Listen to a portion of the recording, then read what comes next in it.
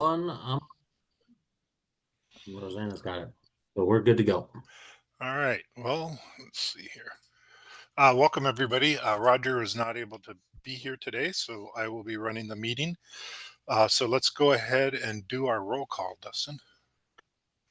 Roger Haringa is not here. Dan Young. Present.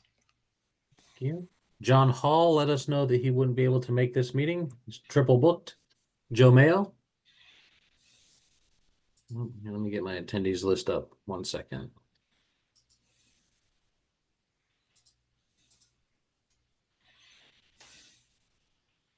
Okay, not seeing Joe in the attendees. Andy Lorenz. Not seeing in the room. David Kinley. Not seen in the room. Jeremy Moore. Present. Thank you. Jonathan Goldsmith. Not seen in the room. Robert Baglio. Not seen in the room. Michael Wright. Present. Thank you. Jesse Bank. Not seeing here today. Shweta Sinha. I'm here. Thank you. Mike Messer.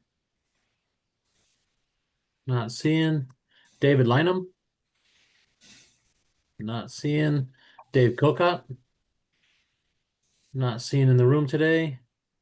Rich Geiske. I'm not seeing in the room. Spencer Gardner. Not seeing online. Derek Weigel. Yes, here present. Thank you. This is your first time. I think we had some mix-ups in our communication. You want to introduce yourself since this is your first time here? Certainly, yeah. Derek Hugel, Wolf Industries, Inc., modular home manufacturer. All right. Thank you for joining us, Derek. Richard Williams. I'm here. Thank you. And John Sue. I'm not seeing in the room today. With I'm that, here. oh, John, see you. I got you. All right. With that, we are short a quorum by 1 seat at the moment. It looks like Mike Messer's here. Yep. Messer's here. Okay, then that puts us at quorum just barely. Way to come in at the last minute, Mike. Anything I can do for you, Dan. All right. Thank you. All right. So anybody from the public that wants to introduce themselves. Patrick. Yes, Patrick Hanks with the Building Industry Association of Washington here. Thank you. So in this one, you're a guest. It's hard to keep up, Patrick. It's like not a tag member of this one. Okay. No, I get it. It's just like I keep seeing you and then it's like, wait. So all right, well, welcome. I'll just have to put up a sign or something. Yeah. Todd. I also get to be a guest. Todd Barther, State Building Code Council. Oh, okay. You look familiar too. All right. Anybody else that would like to be not acknowledged? All right. Seeing none. Oh, just me. It says Sherry. Yes. Yeah. My name's Sherry Newbold. I'm a residential architect, and so I'm a guest, but have been very involved in the process. Yep. Thank you, Sherry. Thanks. All right. Anybody else? I'm not seeing any. Let's go ahead. We'll review and approve the agenda. So looking for a motion. Move to approve the agenda. John Sue. Messer, second. Okay, so we have a motion and a second. Any discussion? I'm not seeing any hands, so we'll go to a vote. All in favor, please say aye. Aye. Aye. Aye. Any opposed? Hearing none, motion passes. And now we'll go to the minutes for the August 12th, 2025. So if you could pull those up real quick, Dustin.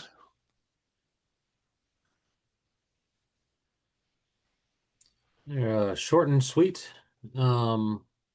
We went over single exit stuff where we left off from the previous meeting, and we're using the baseline document to go off of and updating the topic summary discussion sheet as we went. So a lot discussed, but not a lot on the minutes here for that. Yep. Okay, looking for a motion to approve.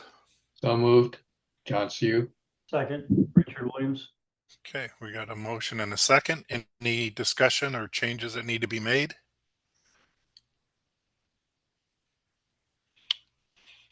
Not hearing or seeing any, so we'll go to a vote. All in favor, please say aye. Aye. Aye. Aye. And any opposed?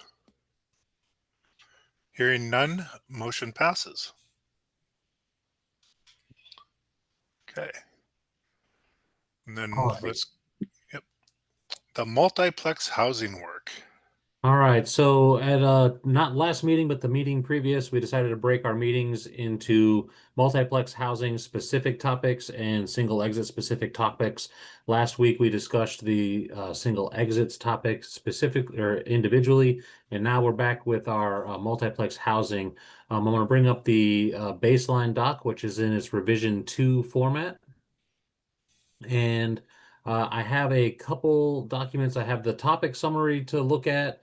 And then at my notes for the last time we discussed multiplex housing, we had a proposal in from Marcus Johnson, who has been, vocal in the process for multiplex housing appendices. And I have a proposal from him that I just had notes to bring forward to this meeting to discuss as well. So it's probably good to work with the baseline document side by side and then look at the topic summary as well. And then I guess I'll pop open the topic summary and get us looking at that as well. And I guess we can start at the top. And I did try to go through this and identify the sections of our baseline document where these topics should be located. And anyway, so we'll run through it and talk about it and make some edits if we need to. And, there we go.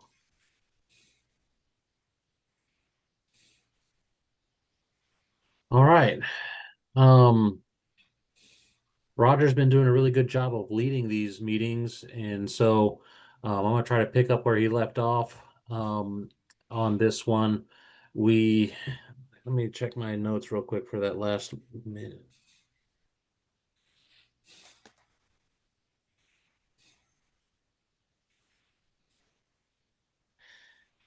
We ended our last discussion at 103, and I guess that's not right. There we go. 103 means of egress.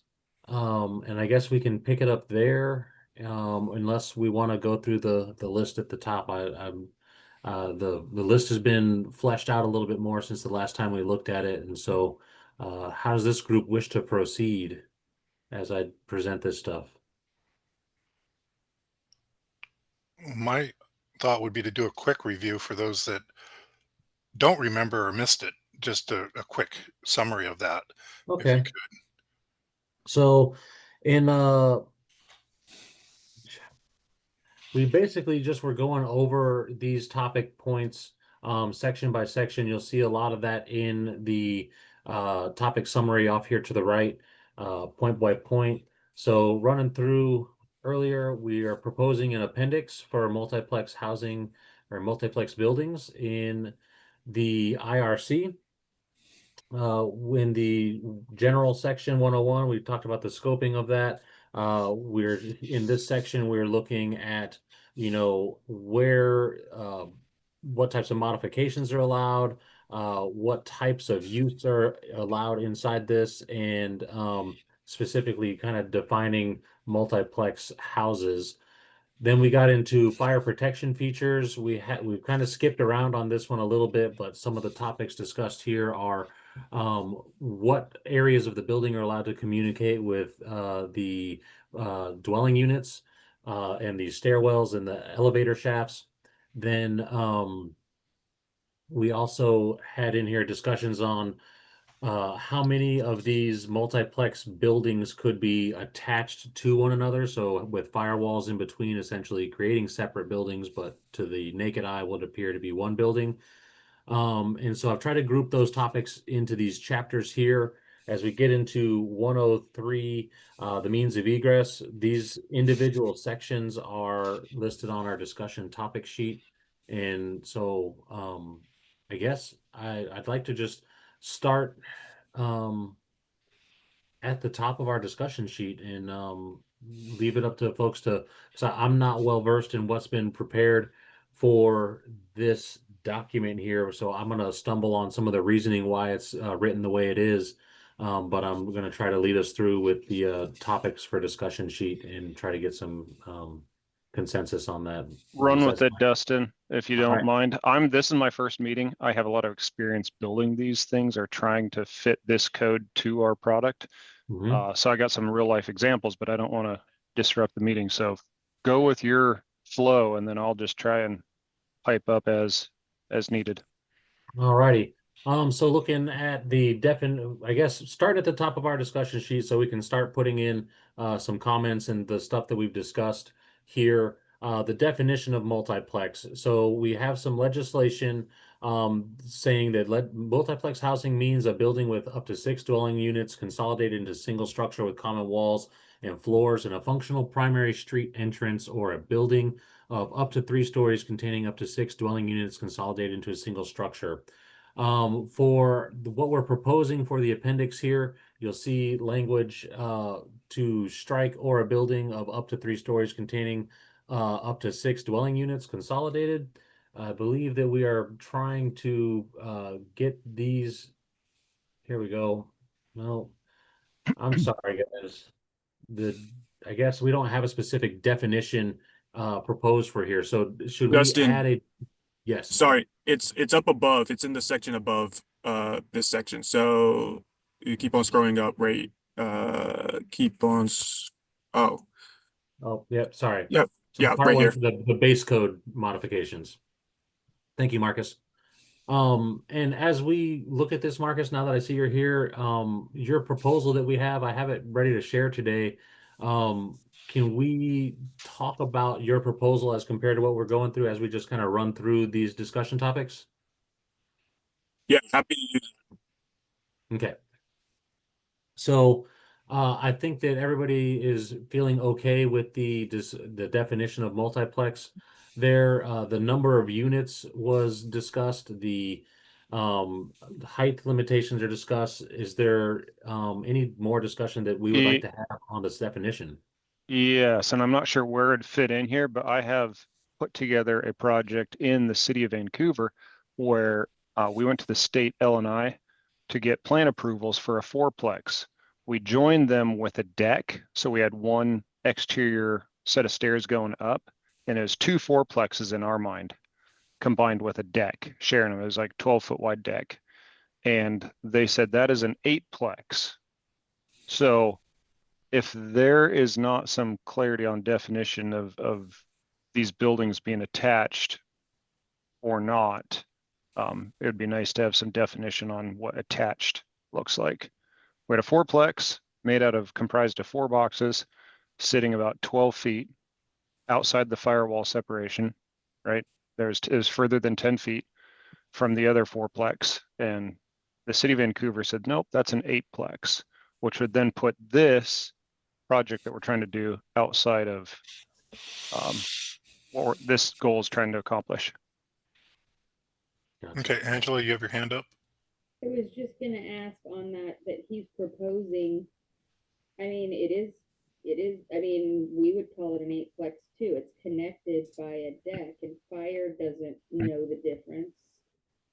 So we I'm submitted the just wondering, drawings. why wouldn't you call that a projection? Yeah, so we submitted the drawings to L&I, and they looked at it and they said, this is a fourplex. You know, so anyways, there's just some clarity or some definition there would be helpful. I think that's needed elsewhere in the code. If anything, that would be helpful. Yeah. To Marcus? Yeah, I was just gonna say to Derek's to your ask there, there's a section down below where we are trying to talk about or think about how many attached multiplexes are allowed based off in this proposal. Okay. So I think in terms of the project that you just shared would be two fourplexes attached to each other, but the fourplex itself would still fall into the definition that we have proposed here for multiplex, if that makes sense. Yep, it does. That's cool. Good. I'm happy. And then David. David. Yeah, hi, my question was, why would you go to L&I for a definition of something that's in the building code or the fire code? The L&I doesn't really have any authority over those. I would agree too that it's attached. They're connected. That's going to make an eightplex out of it. I'm just curious what prompted you to go to L&I on that. L&I is where we go for all of our plan approvals. We're a modular manufactured building. Gotcha. So this would not be included then. What we're doing here is not part of that modular system. You would have to go back to the requirements for the manufacturer of that module. You wouldn't be able to use this appendix on a modular construction. We do though, because L&I looks at the same code, same exact stuff. There's just L&I's interpretation of it versus the city of Vancouver. Yeah, I would disagree with that too, because we would consider them both to be attached regardless. So, yeah, that's interesting. Mm-hmm.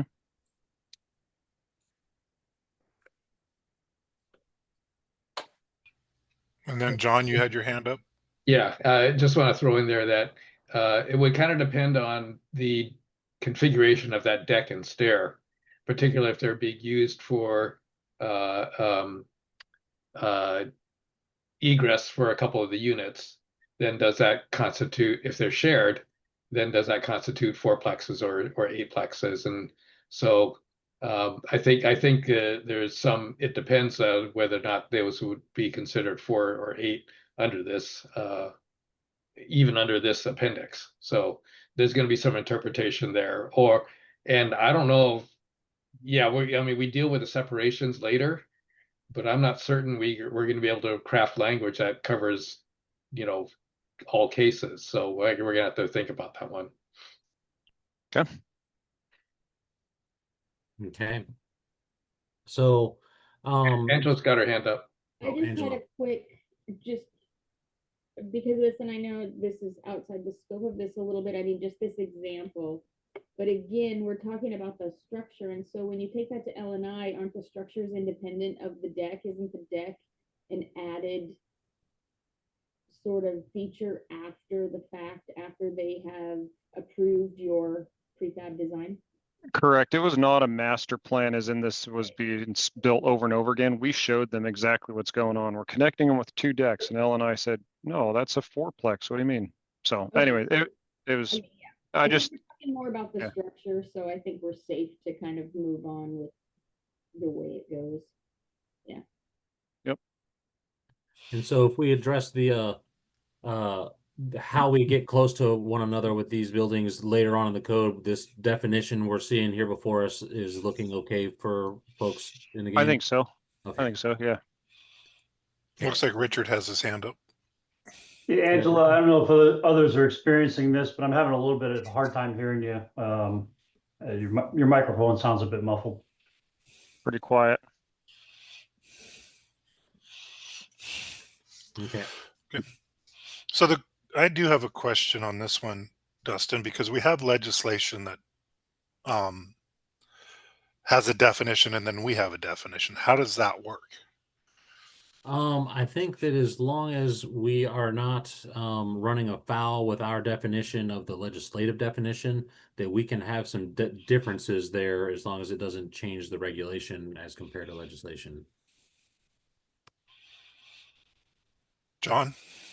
Yeah, and there were some discussions we had, or Roger had, with the sponsor of the bill, or one of the sponsors of the bill, to clarify with what there was intended by the legislation.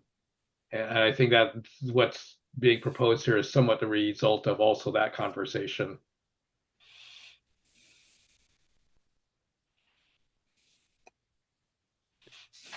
So I guess.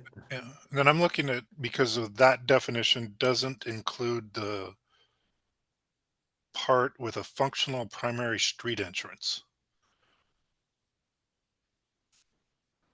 That's what's under your proposed. Yeah, let me So, pop in here. and then I'm going to excuse myself here with my picture coming in and out because I may have to shut down my video because we're getting low bandwidth here for some reason.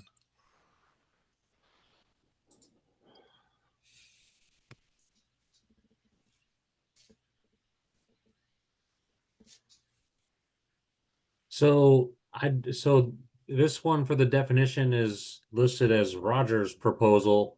I did some editing to make this align with what we have here on our master document to the left. And so it is different than the legislative definition, which is exactly what he's got over here in the left cell. I don't have any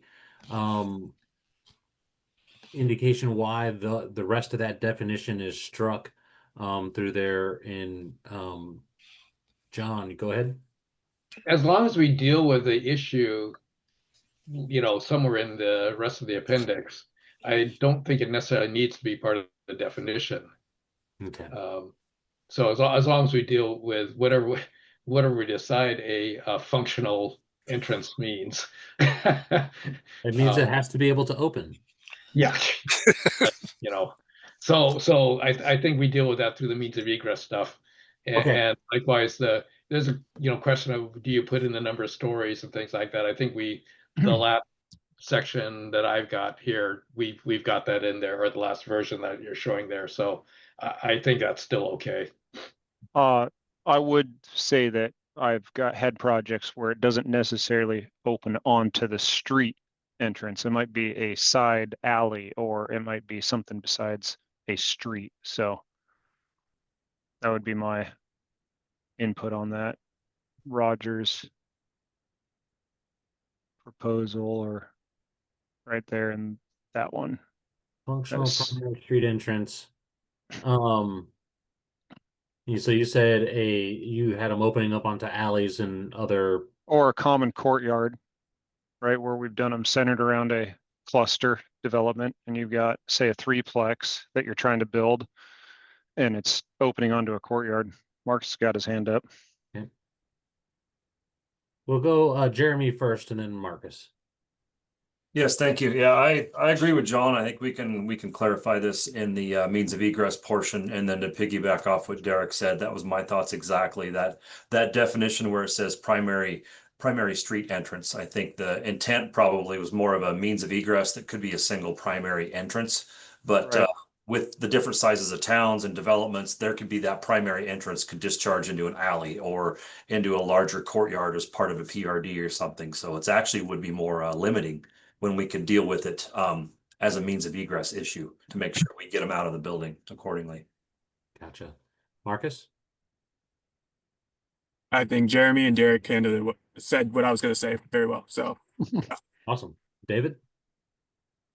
A lot of the entrance things that we're talking about here are actually regulated in your local zoning ordinances. So whatever we do here, probably the zoning ordinance, whichever tells you however you have to have your entrance, where it has to appoint with these, will probably take precedent.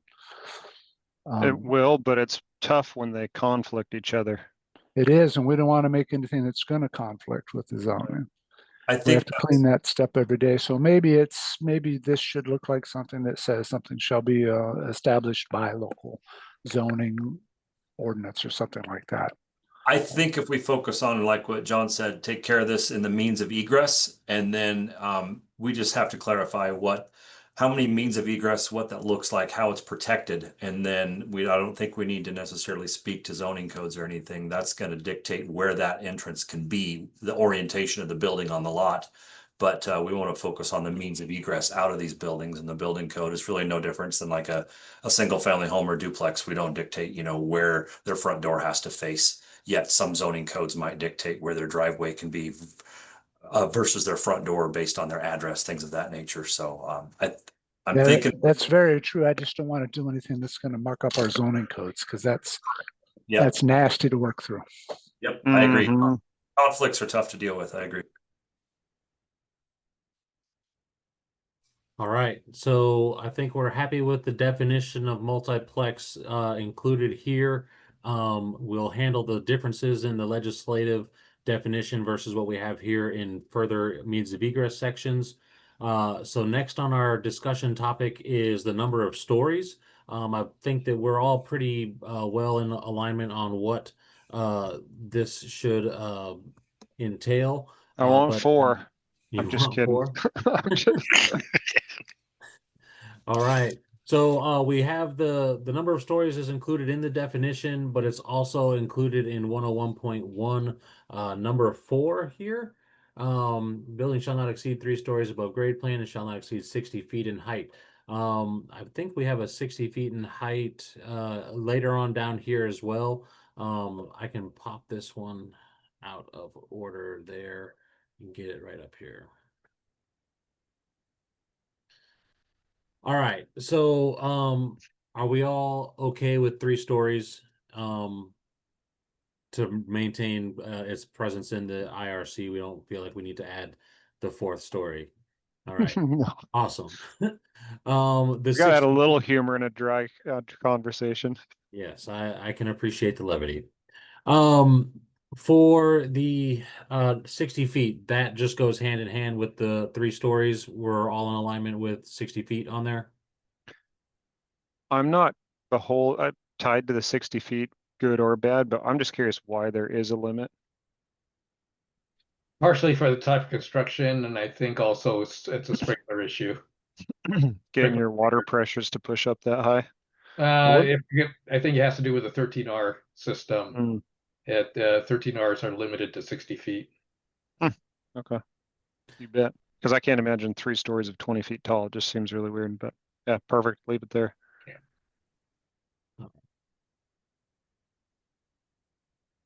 All right, moving down this a little bit more. So we have IFC for group 2 apartment. This is in 101.1.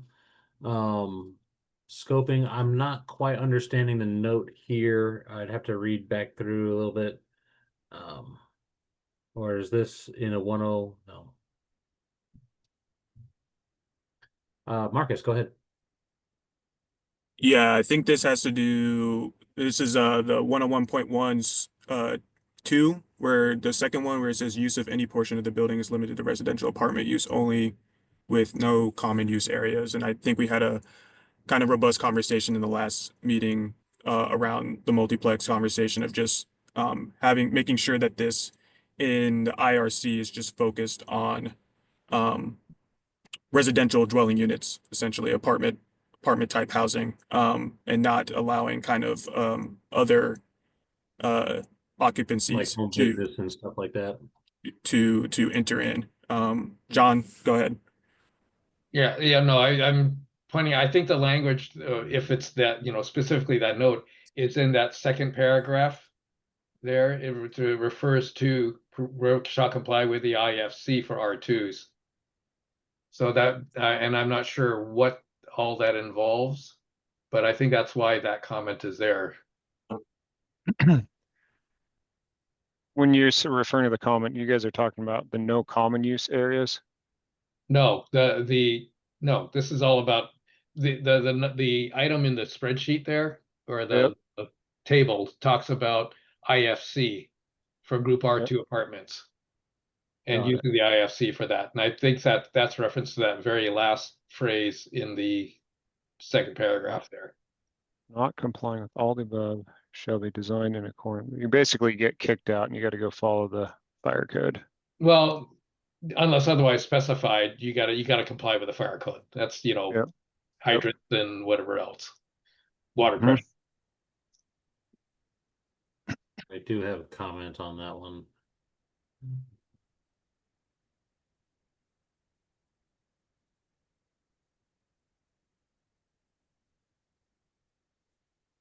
Okay. By the way, it also would include and I'm gonna defer to the fire guys on this one, but I think it also has to do with your street sizes and turnarounds and things like that too. That's correct. Unless there's a provision in here that specifically would counteract what we're doing, that's going to override the fire code. The fire code applies. Okay. And any heartburn with this specific sentence in there? I think it works for what we've got going on. Works for me. Alrighty. So for that one, Sorry, Dustin, just I'm trying to think back and go back through my old notes. I don't know. I know there was a sentence that followed this sentence that we struck in the last one because it had some confliction, and I don't know if the reason why this is in the table is because there was concern that this had any confliction with, because we say like multiplex building not complying with all shall be designed in accordance with the International Building Code. So do you have to say there's a second sentence? Does that just clarify things, or is that saying something again that might conflict with the sentence right before it, or confuse people, I guess is maybe the question I have. And no, I think the sentence that got struck was referring to the IBC for R2s. Okay. Okay. Yeah, I mean, I'm looking at the document that you sent in, and your revision was to delete the last sentence, which was a reference to the IBC. Still need something to, well, yeah, I guess it would be a question as to, when someone gets the IFC, what do you do? And so I think this is a clarification. Okay. Okay.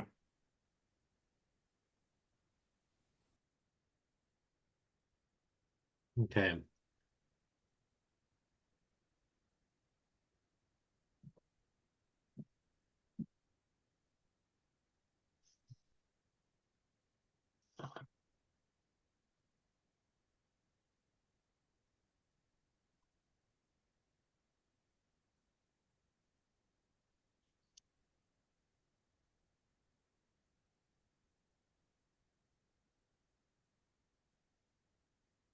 Okay.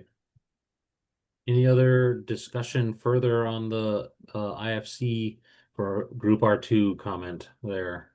No, but I was just going to go back up to line 2 there. It says use of the buildings limited to residential apartment use only with no common use areas.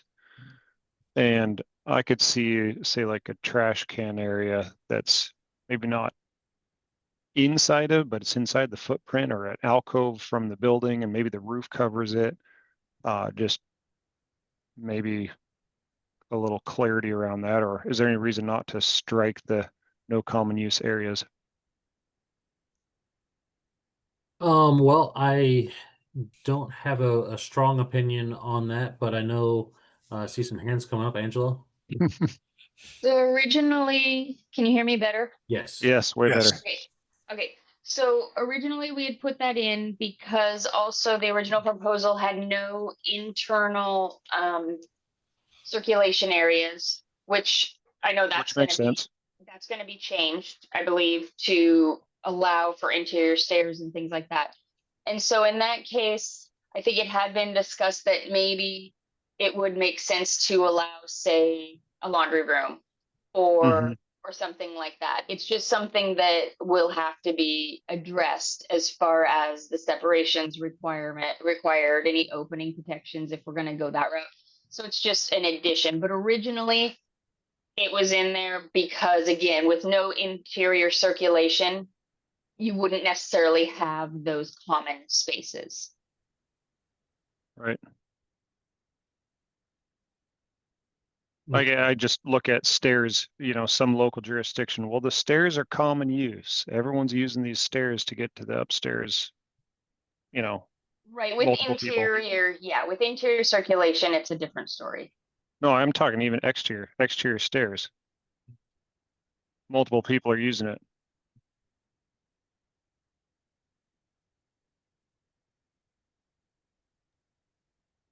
I think common use areas would be separate from means of egress for more than one dwelling unit. Of course, that's an interpretation, right? And I see we're we're trying to limit interpretations, but when I think common use as a building official, I'm thinking storage units, bicycle storage, laundry rooms, actor rooms, things of that nature. And whether the means of egress is interior or exterior, it's still a means of egress. Okay. You bet. And then just if you have a bike storage locker access from the outside, that just has to have some sort of separation from the dwelling unit based on the comment below. If anything is not covered above, you have to follow the IFC. Unless otherwise specified, multiplex buildings designed, they have to comply. Well, yeah.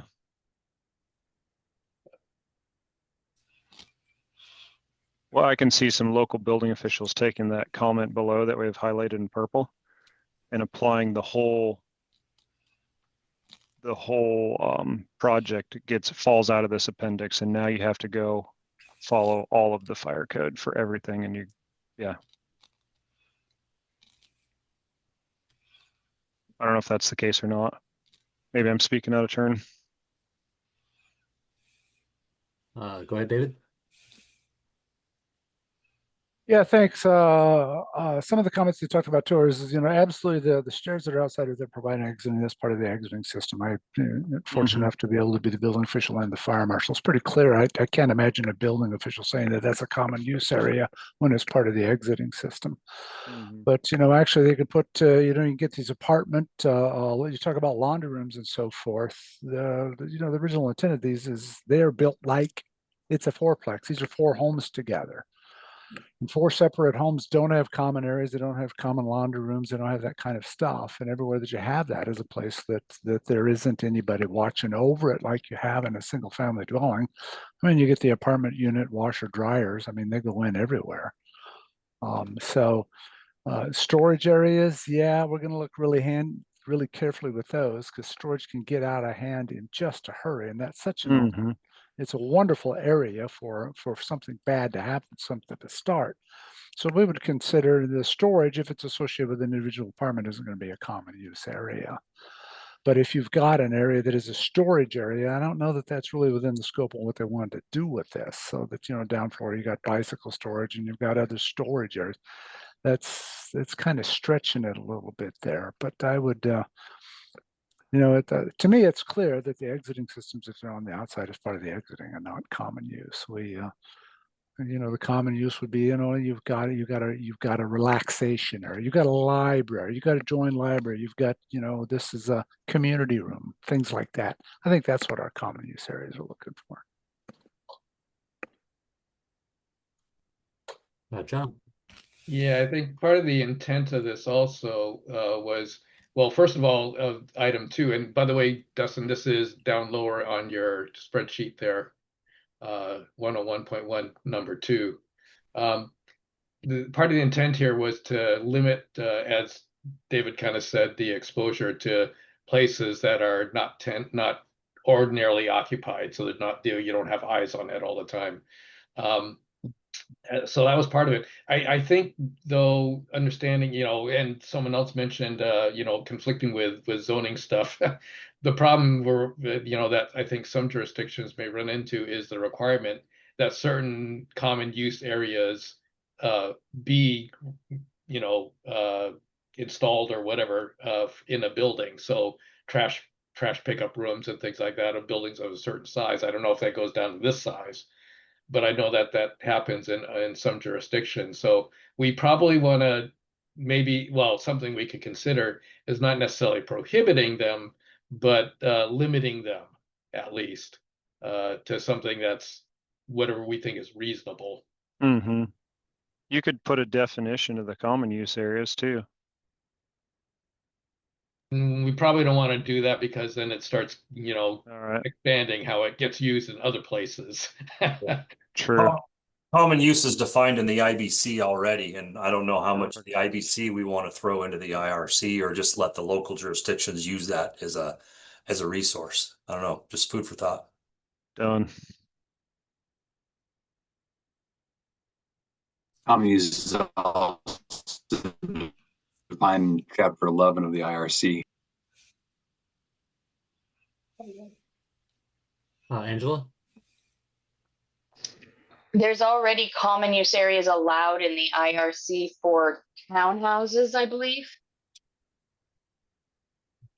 That came into the code in the last cycle as far as it addresses the opening protections and the separations that are required. So, I mean, if we were going to allow them in the spirit of what is the intent is, I mean, I would say we'd want to stay in line with that. It's the shared accessory rooms section. And so, and that is meant, I think, for things like either a shared entrance or a laundry room, things like that, because when you're talking about trying to keep these also as a less expensive housing option, it may behoove them to make a common room versus providing services in every unit. When you're talking about 6 units, you know, you provide a couple washers or dryers instead. But that's just 100% right. What if you refer to the exceptions as allowed under the townhouse rule section? But these really aren't townhouses. Townhouses have a property line that goes down between them when they go down there. You own the individual lots. No. But you have some other definition of them. They used to have that you had the property lines that went between them. No. So you can have up to 5. And typically they aren't one on top of each other. They're in a row of houses and they don't go up 3 stories, at least the ones that we're familiar with here. So having common rooms with this is just, you know, it's a very different thing than what we have before. And these are going to be for, you know, smaller units, common areas, create hazards for us that, you know, we hadn't anticipated with where this was going. This is going to be like stacking six homes together in one building. So I'd be hesitant to go out and start to compare these as, you know, as a condominium or you know, a full-fledged apartment building or a townhouse or something like that. It's very limited use and application of them. Angela? Townhouses don't have to have property lines. They can, but most of the time they don't. There can be hundreds of them all connected. There's no limit on the size or on the number that can be. And here we never see any under 3 stories. We're more likely to kick them into the IBC because they're 4 stories. So, and they're large. But yeah, they do have common and shared spaces amongst them and things like that. And I think the intent of this section is to try and fit this under, you know, the IRC. And yes, it is 6 units in 3 stories, but that's what we're being asked to put into this code to try to diversify the housing options. So I don't know, again, if we're gonna allow the interior circulation, we're gonna get into some ratings and things anyway. Mm-hmm. And it's already addressed again in chapter 3 of the IRC. So I'm just hesitant to expand the definition of these so they'll include town, because that's going to be the next step with them. Is that, you know, these things are just like townhouses. In our experience, where we build them here, is they build in long rows. We're not stacking up townhouses. That's turning them into something else like a condominium or something. And we get further and further and further away what we're trying to do with apartment buildings for the protection. So this is a subset of, you know, the multifamily housing that the legislature's drawn a line that says we don't provide up to this much with the normal protection that we're going to on our apartment buildings, and would be very hesitant to expand it beyond that little tiny segment that's there. So anyway, I guess it's a Jonathan? So one thing, the shared accessory rooms comes out of the 2-family dwelling, the duplex, not the townhouse. So it's only allowed in a 2-family dwelling, not multiple units. And if we start allowing common use spaces, are we just going to start opening up the definition to just circumvent apartments out of the IBC and all into the IRC? We have to be very cautious of that, because I think there's a real tendency for that for this to head that way.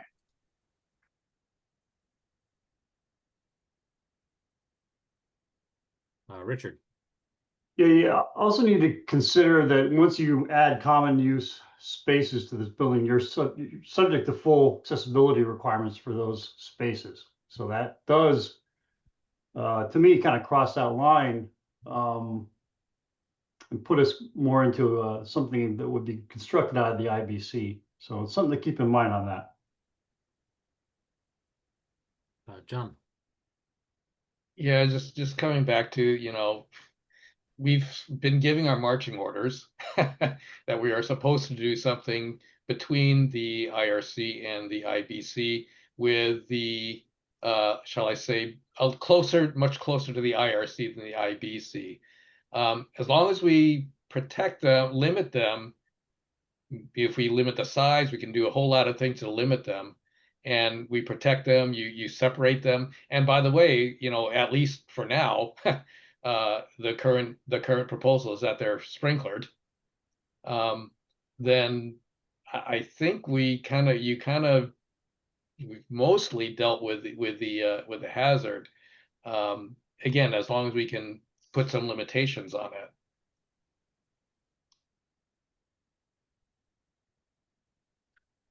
Makes sense to me.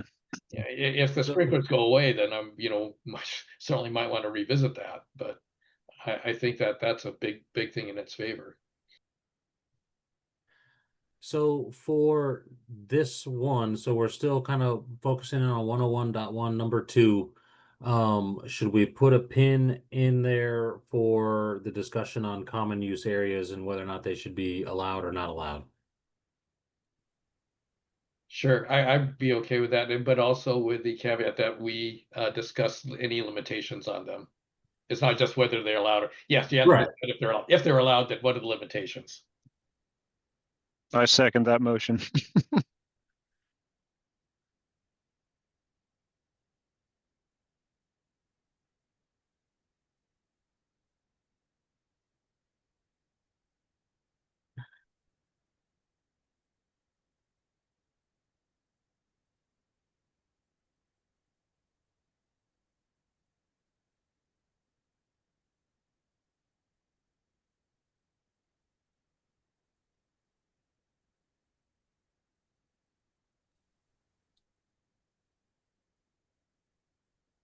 All right, so while we were discussing on that one, I reordered this spreadsheet a little bit to try to put this more in order so we can just flow down the document on the left alongside this.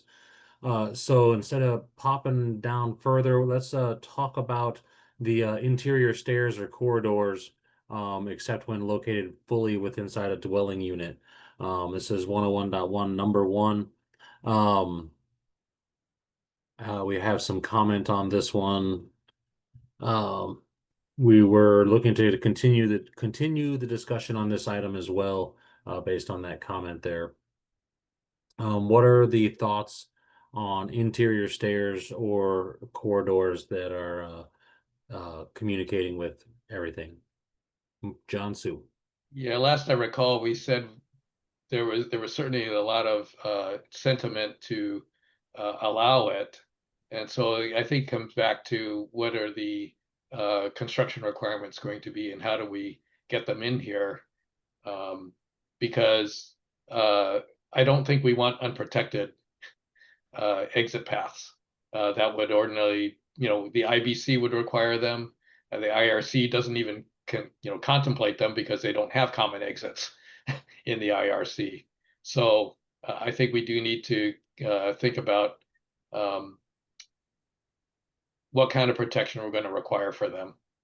And that goes back to essentially corridor ratings and stair ratings. Okay, Marcus?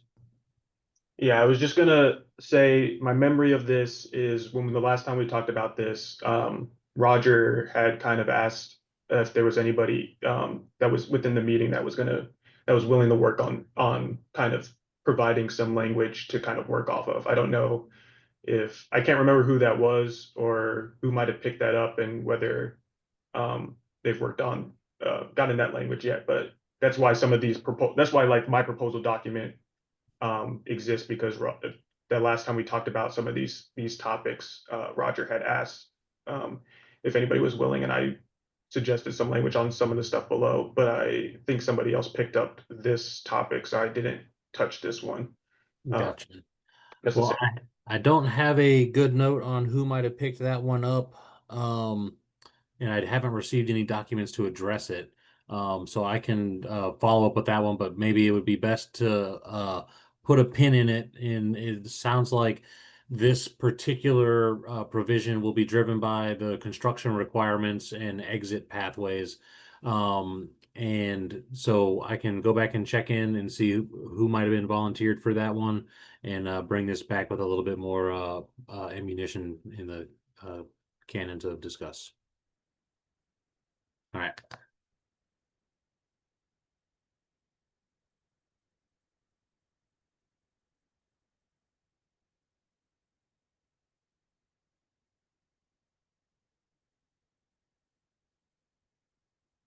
Okay.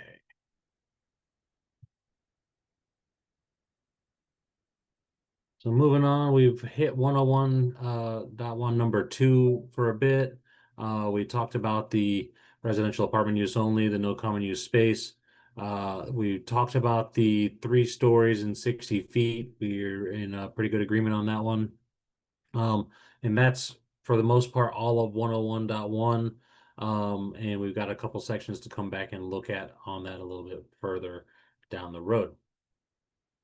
Looking to the next section, 101.2 modifications.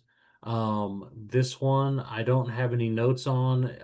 Looking for any revisions there. But they're saying that local jurisdictions are permitted to amend the provisions of this appendix. That would still require the approval of SBCC moving forward, but it still enables them to do that. So comments, thoughts on modifications, or is this something that's a low-hanging fruit? We can just knock it off the table. All right, I'm not seeing any hands coming up. Not seeing any unmutings, so I'll put on that we briefly discussed this today. Getting into dwelling unit separation, I believe that this will kind of start leading us towards the common use determination, but I don't have any notes from anybody on this particular section indicating any need for changes.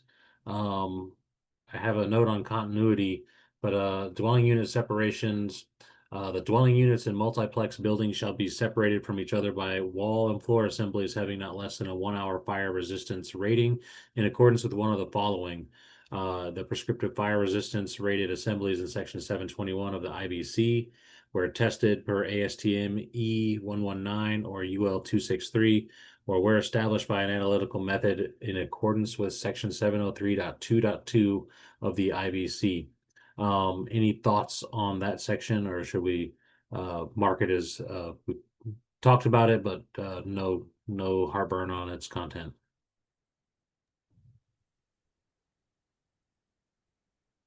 Yeah, Dustin, I think this is well, I don't know if anybody new might have some new thoughts, but this was definitely a section that I think John had suggested some did so too, and we kind of agreed in the last time we talked about this that this language all looked pretty good in the 102.1 section, in the kind of the listing of things and some of the changes to continuity and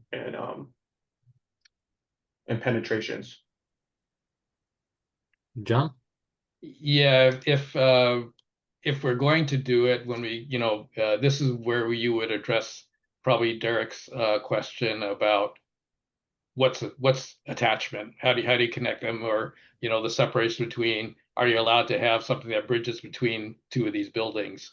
I think that's where you start to get into this. This also goes into Marcus's proposal or edits had something about how many multiplex buildings you can string together, and I think this is kind of that same section where that would happen.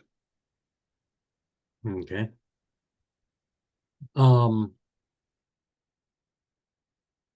Thoughts on how to address the continuity or the How many can be attached, Jeremy?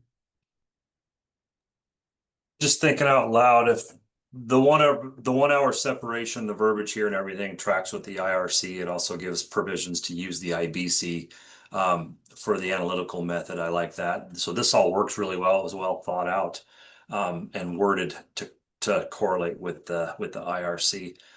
If we're going to have common spaces or common interior stairwells or anything like that, I agree with John. This is the place to probably include it. And then the 1 hour separation, in accordance with these standards, works for dwellings, then it would logically work for any interior spaces to be protected in that manner as well, in terms of stairwells or corridors or anything like that. If everything's in a 1 hour bubble, we've addressed any hazards.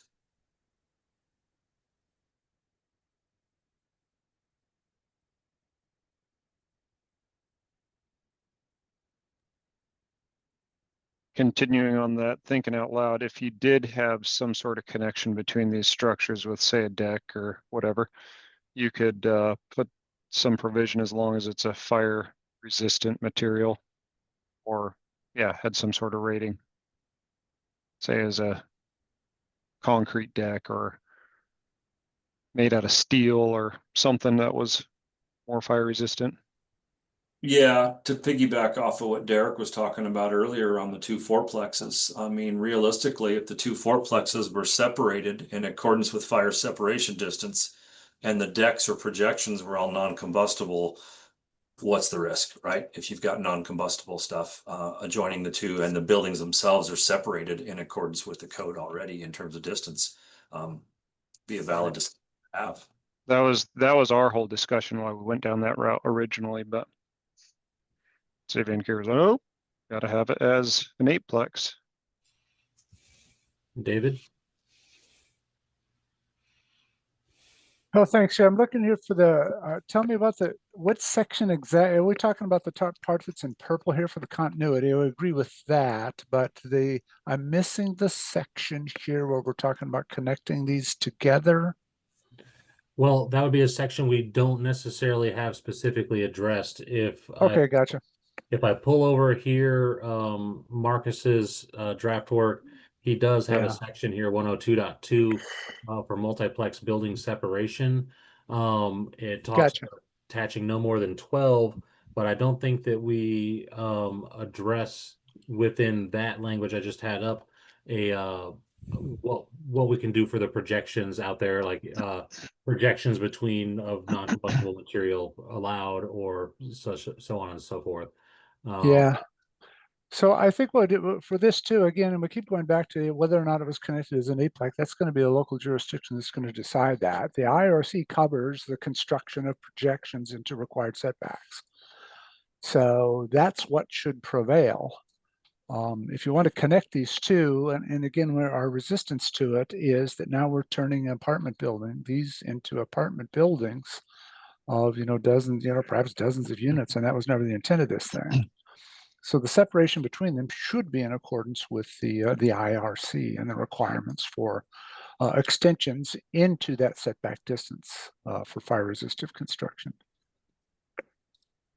I think it's already covered in the IFC, so we don't have to do anything else here with it. Yeah. Rich? So you're go ahead, Derek. So you're saying, and I'm not up to speed on all the names. Who's just chatting, talking? David Lynham. David. So David, you're saying the continuity would be covered under 102.1.1 continuity. Fire resistant rated floor ceiling assemblies extend and be tight against the exterior wall.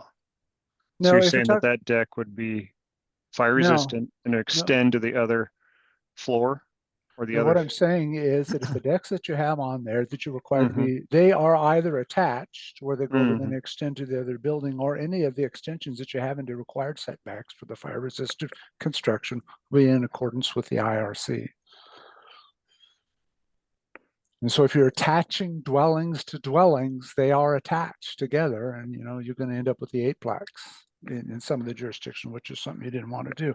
If that's your intent, then you probably need to look at something, the other language that was proposed, that you can connect them with decks regardless of the construction to make up to 12.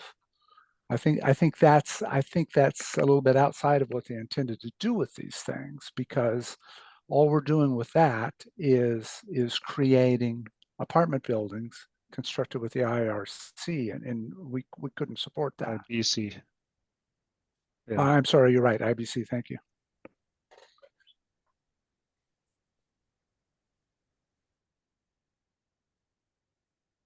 Well, this is actually a proposal for an appendix within the IRC.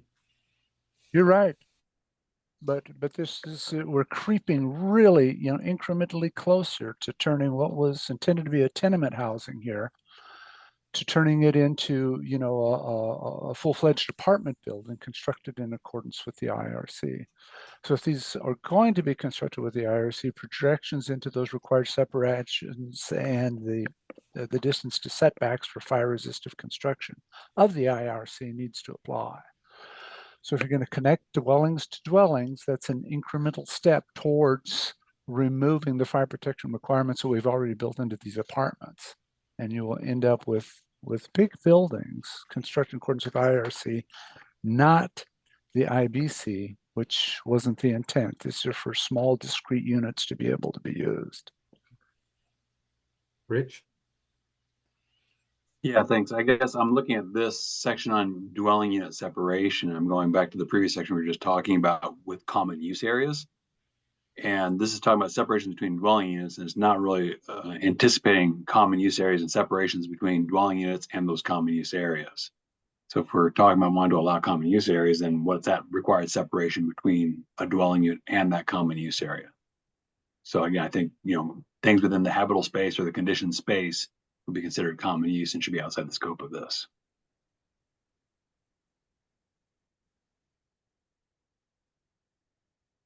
John? Well, a couple of things. I guess that was my earlier point, is that if we're going to have common use areas, then it gets inserted somewhere in here. Obviously this is not written for that, because we hadn't anticipated that at the beginning, or who are the authors of this weren't thinking about that. So this is something, the common use areas is something we're going to add if we're going to do it. But my point was that you would add it somewhere in here. In kind of sort of responding to David, that's what we're being told to do on, whether we agree with it or not. We're being told to make these small apartment buildings, which are limited, by the way, right now to 6 units and 3 stories. 8,000 square feet. Yep, totally understand that. Yeah, I just don't want them to grow beyond that. Well, okay, and then the other thing is that what you were saying, just to be clear, is that and I've heard someone else point to projections.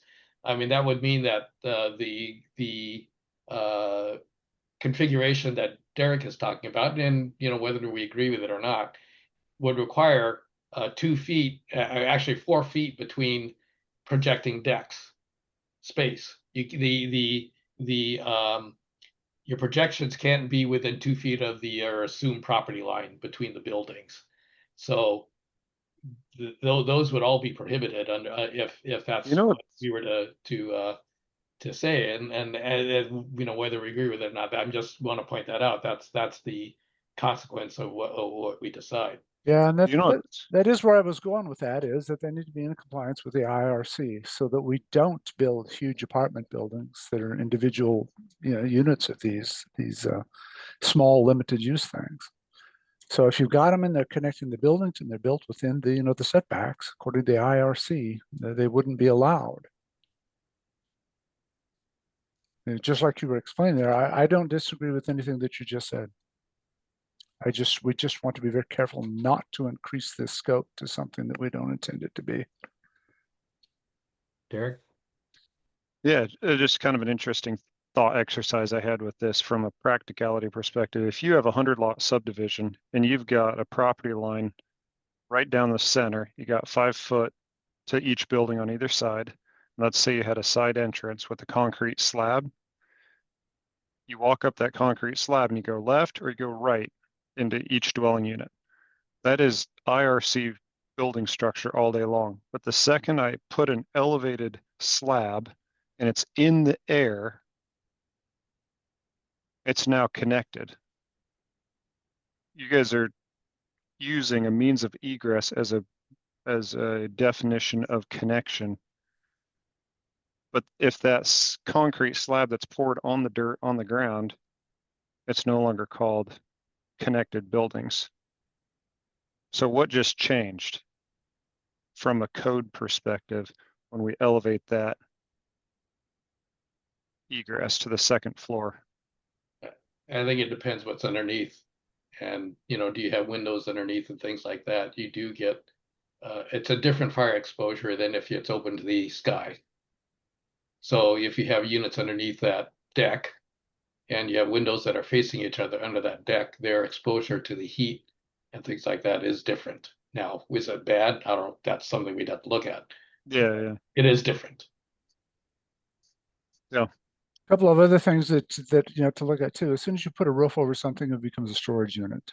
And that's an enforcement issue when you have very small places like this with no place to put anything. But open to the sky, like it's on the roof there, like John said, it's very different, and the fire behavior between them changes quite a bit when you put a cover on it.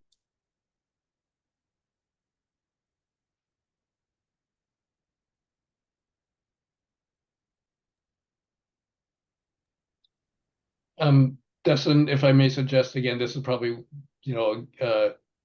put a pin and come back to it. Someone's gonna have to cook up some language for it. Yep. But I think we should, while we're here, kind of talk about Marcus's proposal. But yeah, I don't think anyone's prepared to put together language how to deal with those common use areas at this stage, or even the deck issue, that's connecting them.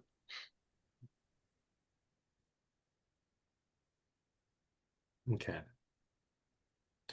So I'm gonna pull Marcus's proposal over. And we'll talk about the multiplex building separation a bit. Yeah, just to give some background and context. So in previous meetings, I think this was an interest from that Roger wanted to kind of explore. Initially, it was really just a kind of conversation around allowing two multiplex buildings to be attached to each other. And I think this also was kind of something that might have come across in the discussion with the sponsor of the bill and discussions with that. And so I tried to put some language together. There's also just a design aspect of things, right? So you might do, to get 6 units, you might want to do 2 triplexes attached to each other rather than just do one sixplex. And so it's kind of trying to provide design flexibility within this and treat multiplex buildings as very kind of a similar structure that you can do with townhomes with more limitations. So as said before, you can do, many townhomes attached to each other with no issue. Here, the suggestion is really a choice between just a bare setup of allowing 2 multiplex buildings attached to each other, or as I wrote here, to give some more design flexibility and cap it at 12 total dwelling units, which would essentially allow 2 sixplexes to be attached to each other, 2 fiveplexes to be attached together. That would be the cap. You can't go more than that because that's 10 units and 12 units, and anything above that would then be above 12 total units. That will allow 3 fourplexes, which equals 12 total units, or 4 triplexes attached to each other. So kind of as you have a smaller building, you're allowed more buildings to be attached to each other up to a certain total dwelling unit count. And the larger your building is, or the more units it has, the less buildings can be attached to each other, is how I wrote this initial proposal language for consideration. And again, as the flip side of that is to just allow 2 multiplex buildings to be attached to each other. And that leaves it up to the designer choice to just decide whether it's a triplex and a triplex, a triplex and a fourplex and a fourplex, et cetera, et cetera. All right, David. Thank you. Be careful here not to start talking before I unmute my mic. I haven't done that all day, so I'm really proud of myself for that. But we view this as another scope creep. We started out with something that was supposed to be 6, and now we're at a 12. So we think these should be isolated. It was originally intended was to keep it at the 6 point that's there. It's a freestanding building that's out there. It's not a series of fourplexes. It's one building of 6 units, or not 2 triplexes put together. It's one building of 6. And again, we think the intent was to allow that kind of a thing and not have a row of these that keeps expanding. So we're just not willing to go down the path of putting 12 units together constructed in accordance with the IRC. I don't think that's the intent of what we wanted to do in the beginning. The sponsor of the bill, at least from what Roger relayed, said that they were interested in this aspect of things too. So, and there is a limit. It's like you said, yeah, a matter of it's not unlimited, but like you said, it's maybe 12 is too much. Yeah, in your opinion, type of thing. And yeah, that can be scaled down. Yeah, and if they want to be interested in driving this as a 12 pick, I would suggest that they amend the legislation for that. It was a pretty narrow scope for us to begin with in the first place. So that's where we would like to stay with. John? Yeah, well, okay, so I was going to say, if we go down this road, what I would suggest is that we require some really robust walls between each of the buildings. So you can't just use a 1 hour building. And somewhat to David, if we do like a firewall between them, that would be allowed under the building code. And we're sprinkling these like the building code. There's not a lot that's, well, so far anyway, that we're giving up. So if we did like a 2 hour firewall, then we'd have to firewalls don't exist in the IRC, so we'd have to put some some language in there what's required for this kind of separation. No penetrations and things like that. We might be okay as far as again, it's not that different from what the IBC would require. Jeremy. Yes, thank you. Yeah, to discuss maybe a little bit of the mission creep, so to speak. I remember when this discussion started months ago, it was the intent of multiplex / middle housing, and that these were going to look like single family homes. We're just putting 4, 5, 6 of them together, and we need affordable housing, 6 dwelling units put together, all of these things. And then with the mission creep, here we are talking about a 6plex like is legislated here, but now we're looking at putting multiple of these things together. And as John spoke, we're talking a firewall basically out of the IBC. Well, then we're bringing in more provisions of the IBC if we do this, right? Because the IRC has no way to deal with 0 lot line and firewall situations. It's not equipped to deal with that. So then we're just going to be cutting and pasting even more of the IBC to deal with these 0 lot line separations, which essentially are a firewall, and then all the provisions that come with firewall continuity. So I think it's a little bit of mission creep, just as a discussion point. And I understand we're going to do 3 stories and 6 units, and we're well on our way to getting that pretty safe and pretty reasonable here. But Jeremy, question: isn't there firewalls between townhouses? And isn't it townhouses in the IRC? There is fire separation in townhouses, yes, but they don't deal with it as a firewall, and they don't deal with it the same way as the IBC. The continuity, so as to allow collapse of construction on one side without allow the collapse of the wall, things of that nature. But you are correct. It does look a lot like a townhouse separation, but it's not the same, but it is similar. But 0 lot line conditions other than your townhouse separations. When you get into like basically apartment buildings being separated like that, we're getting into firewalls real quick, and the IRC just doesn't have that in there. We could build it, but it might be a little bit of a quagmire. Todd. Thank you. Yeah, I guess I'm in the if category of what would it look like. I'm a little more challenged by putting a number like 12 on there without justification of why 12 or something else. And so I'd just be curious if this was in there for 6, what would it take? And I'm hearing firewall and other IBC provisions, but I'm not sure if I'm hearing anybody putting any type of upper limit on that. Does that make sense? Okay, so I guess I'll try to, and this is just from my kind of working through the different type of thing. And as I mentioned, there's 2 kind of options. You could just say 2 multiplexes attached to each other, which could be a simpler way of doing it. I guess I saw design flexibility between smaller multiplexes and larger multiplexes. And the 12 total dwelling units is a cap that essentially caps it to where you still have, it still only allows 2 sixplexes to be attached to each other. And then you can't do more than 2, because 2 sixplexes would be 12 units. You can't go beyond that in terms of your attachments. Similarly on 5plexes and stuff like that. So that was kind of the thinking. But again, the simpler version would just be multiplex meetings meeting the following conditions are permitted to be attached to one other multiplex. So 2 multiplexes, essentially. Okay.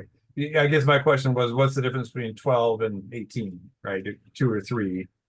Just risk level, knowing that people, yeah, you could, some of us might be comfortable with 3 sixplexes together. I think already it seems like 2 sixplexes together is already kind of a push line. So going further starts to make it feel really not like an IRC project and really more like an IBC project. So that's kind of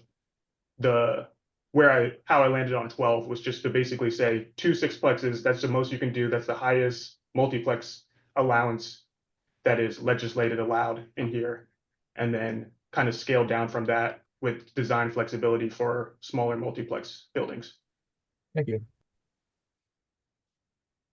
Jonathan. So I don't see any added value of building 3 4plexes or 4 3plexes to the cost versus 1 6plex. And the other point is, yes, townhouses, we can string them together for forever, but there's nobody there. We have nobody living above each other in townhouse. We don't stack them on top of each other.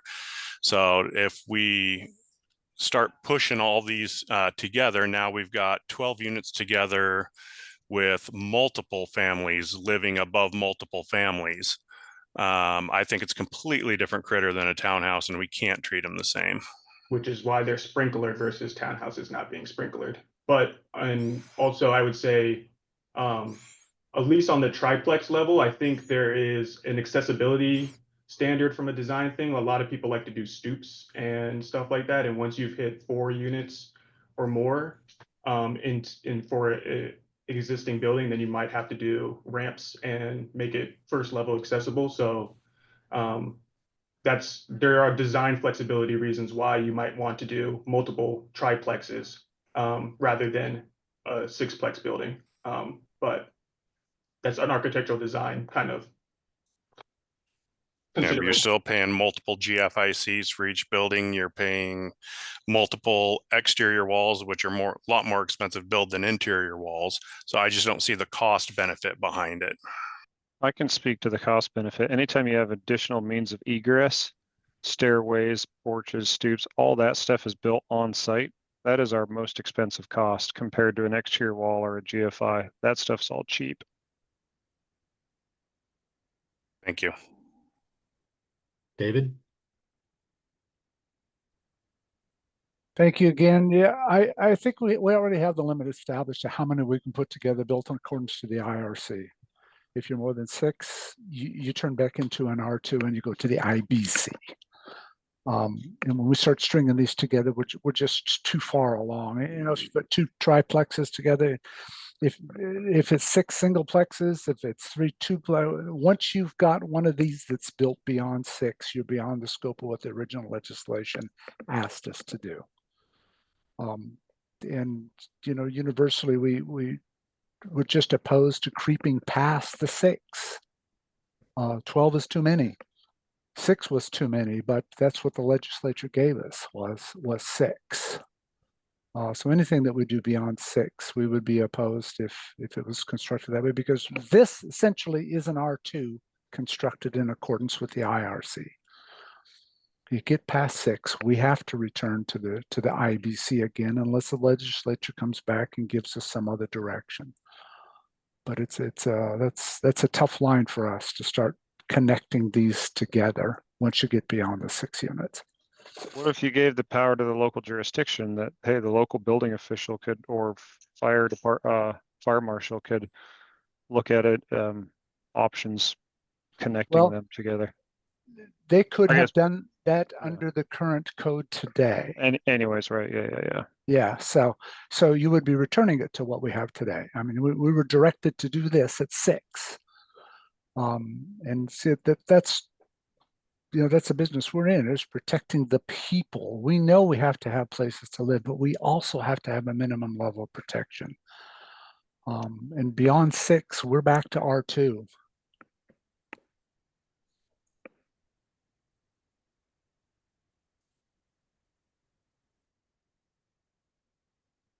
All right.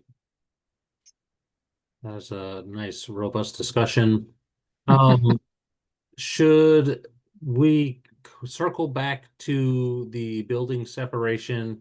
Or, you know, I'm hearing essentially 2 camps. One camp that says we should not be attaching multiple multiplex buildings together, and another camp that says yes, but we're not sure where the cap lies there. Should we put a pin in this and come back and discuss that a little bit further at a later meeting, or make a decision on the number allowed to be attached today? I'm gonna throw one other thought out there. Back to David in your camp. David, if you had a 3-plex and a 3-plex, just the way the site configured, and you got to have access in coming from the corner, and you need it kind of set up sideways, you know, just coming in from a corner. You got a 3-plex and a 3-plex. You're sticking to your guns with the 6 units. That's what the legislature gave us. Yeah. That's not what we want. That's what the legislature says we have to do. So yes, we're stuck at the 6. Todd? So clearly there's a no camp here, but I'd be curious if a group could quickly put together what it looks like with a full separation, and if that's sufficient. And maybe it just means they're just going through an IBC design, and that's all it is. But I think the legislature would like to know what that would look like and why that's extreme. I would put a proposal together in line with what David's talking about, that they can be connected, but when we do, that connection needs to follow the IBC rules and not put the entire structure all the way back into full-blown rules. Jeremy? Refer to the firewalls. Yeah, just as a point, as you're taking a 6-plex and hypothetically taking a 3-story 6-plex and putting it to another 3-story 6-plex and then building firewalls out of the IBC to do these 6-plexes in accordance with the IRC, at some point it's cost prohibitive anyways, and people should just build an apartment complex. That's what we're doing. It's going to be far more efficient from a construction standpoint. When you start going down the track of, you know, doing IBC separations and things of that nature. So I think there's a lot of wisdom in staying with the 6-plex because at some point, like I said, you start sticking them together, you're going to start penciling out and saying, why don't we just build an apartment building? because you're going to have a lot more provisions in the IBC to have less separation at some point if you do a standard apartment building. Just food for thought. That's fair. David? Thank you again. That was kind of where I was going with this, is now we're starting to mix. If we do this and we start to submit, we're starting to mix UBC. I'm sorry. I got to quit thinking of 2 or 3 things at once here. I was thinking of some plumbing code connections here just a minute too. But when you start thinking you got IBC and you got IRC and you're going to build them according to this and you're going to separate them according to a different kind of code, that's more cumbersome. So I agree with the last speaker on that. And again, the legislature didn't tell us to give us a bunch of options for we can choose. And if you want options, return it back to local control and let us decide. Let each community decide what it is what they want. So I really think that for us, it's the 6 is the hard number. Spencer? Yeah, I guess I don't know if this is getting us off on a different track, but if I wanted to build 2 duplexes side by side, or let's say 3 duplexes side by side, up-down duplexes, would I be allowed to do this without some kind of reference to the combination of multiplex buildings? And what I'm getting at is, even if we assume that the limit needs to be 6 units total, as indicated by the legislature, is there some provision needed so that you can string multiple multiplex buildings together to achieve that 6 units?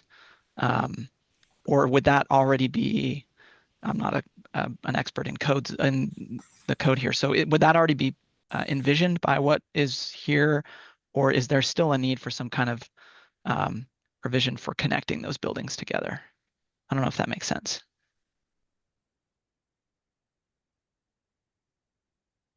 Richard? Yeah, I agree with Jeremy, what he was saying about the cost prohibitive nature. I also think that you can look at this as this being kind of a logical cutting off point and a way the limiting of this to a 6plex is logical because if you have to now create a firewall between 2 6plex units, that is harder than the IBC to construct. I mean, you could just stay in the IBC and build this as a 12-unit apartment building. I think it's just a logical direction to go with this and stay as a 6plex. It's filling a niche, whatever the word. And we're filling that little area, and you're going to use this to build a 6plex for specific reasons, right? Maybe a small lot, whatever. And I think this aligns with the intent of the original legislation, which was to construct this out of the IRC. And the further we go into, others have said this, but the more we go and start pointing back to the IBC for our requirements, I think it kind of gets away from the original intent. David, your hand is still up. You have more to add? I'm sorry, I didn't lower it, but after the last speaker, I want to support what he said again. Thank you. Okay, thank you. John? 2 things. One would be that if we were to, my thinking, at least if we were to go down this road, would be we'd be importing the firewall stuff into this code, right? The applicable stuff. There's going to be some that you don't need, I think. But that then goes to Jeremy's earlier point way back, is how much of the IBC are we going to start importing into here? And that's a question. That's a valid question. But I would not be saying we should point to the to the IBC for your firewall construction. That would defeat the purpose, obviously, of this what we're trying to do here. I'll retract that suggestion then, David. in response to Spencer, I don't think anything in the definition or these requirements would say that you couldn't do your three duplexes essentially and stack them together. I don't think anything in here would prohibit that. And most, I think, of us who are on the regulation side would be looking at that again, kind of the discussion we had before with the deck connecting them. Although I don't know if you were here for that discussion, but as soon as they start touching other than they become one building. So it's even if they're separated, from a exiting standpoint or whatever, they would still be considered one building as soon as they start touching each other. Rich? I think also the 6 units in a single building goes really well with the residential multi-housing legislation that came out, right? Up to 6 units per single family residential unit. It wasn't really designed to have 12 units per residential lot. So again, 8,000 square foot on a building on a single lot. It kind of provides some synergy between those code sections, which really, I think, with this legislation and this code section is trying to is, how do you get a lot of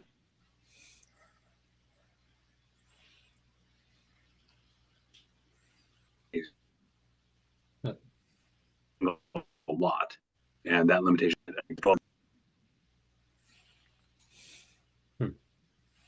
Todd? So in the if category, we have a lot of experts on this call. Could somebody paint a 30-second picture of what a string of sixplexes of single exits, 3-story connected buildings looks like in the IBC, and then how that'd be radically different?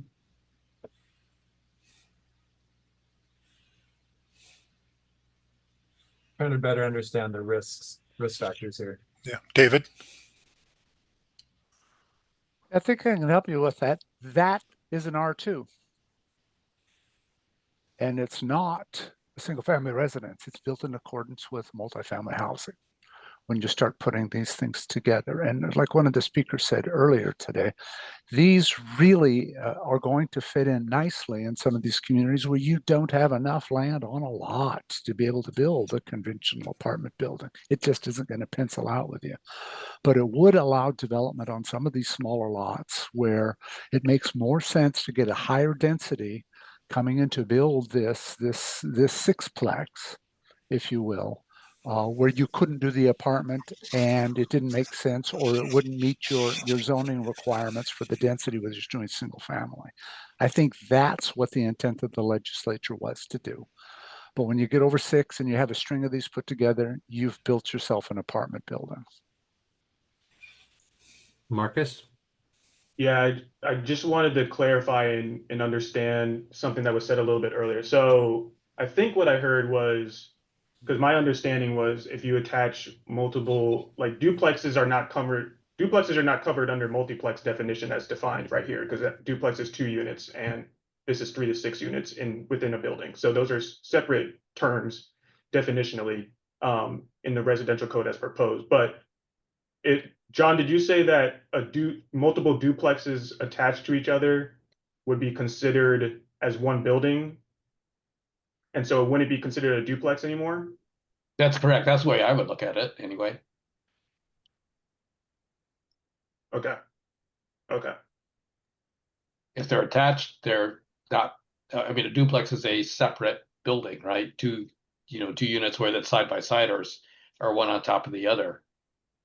That's as soon as you start putting them up against another building, then that, to me, that's one building still, without any kind of fire separation between. I mean, the firewall separation. It's still one building. Okay, so without the fire. Okay, so multiple townhomes together are also then one building in your. That's correct. Okay. Okay. Okay. All right. That helps clarify things. I guess I was in thinking about this, I was thinking about the fire separation would just be similar to what you have to do for a townhouse and not be thinking about pulling in stuff from the IBC, because I think, as has been said before, that just makes it complex, and that's kind of antithetical to what I think we want to do with. Yeah, there's a number of things that you would have to bring in that would increase that townhouse separation, or the requirements for that, to make it a firewall. Okay. Okay. And it looks like I'm next in line anyway. In response to Todd, your question, that's one thing, is that firewalls would be different if you were to string these together. At some point, you'll run up against a area limitation, depending on the type of construction. So, you can only do so many before you put in a firewall. Let's see, trying to think what else. I mean, there's a lot of stuff that the IRC simplifies and doesn't address because it's not typical for that type of construction, that you probably have to look at for an IBC building. I mean, quite frankly, the proposal that WABO submitted and was rejected, is what an IBC building would look like. And you notice how much more detail there is there than there is in the IRC. So a lot of it gets down to the details. There's Jeremy? quite a. And I was just gonna say one more difference on the IBC is, with the exception of the single exit tag that we're working on, there wouldn't be a single exit allowed in a sixplex in the IBC. You would trigger, when you get to the 4 dwelling units, you would trigger no longer having a single exit provision, because you're into 2 exits at that point. When you're Couldn't you do a walk-up? Couldn't you do a walk-up apartment building that's 3 stories that's still on one stairwell? right, your Woody walk-ups were a different design. I was just going off of his 6-unit apartment building stuck together. When you hit the 6 units, you don't have a single exit anymore, but the Woody walk-ups are different, right? So you're based, yeah. Yeah, I guess a Woody walk-up I could see just being 6 units, and that's similar to what we're talking about here. There's a sixplex, as 6 units in one building. But yeah, get the point. Yeah. Right. Yeah. Yeah. And I think when I keep going back to when we do comparisons to townhouses with this multiplex, I try and remind myself that Washington has amended sprinklers out of the IRC for 6 code cycles. So in the rest of the country, for the most part, when we're comparing townhouses, they're already automatically sprinklered anyways. But Washington has amended that out for a long, long time. And now we're doing this multiplex in the IRC, which is fine. It's been legislatively mandated, but it's just to stress the point of the mission creep in terms of, focusing on what we're supposed to be accomplishing here is like you said, giant. I remember when you started this, Marcus, you did a really good job of explaining that this is like 6 family homes put together. We're not trying to build an apartment complex here. It looks like middle housing, and I think it was a great way to start this off. And I think we're all part of this little bit of mission creep, and it's just a good focus to have, in my opinion. Okay, so Dustin, I think we're at a good point to take a break for 10 minutes. We've been going at it for an hour and a half. Yep. And anyway, we can resume the discussion when we get back. So let's go ahead and do a 10-minute break and come back at 2:48.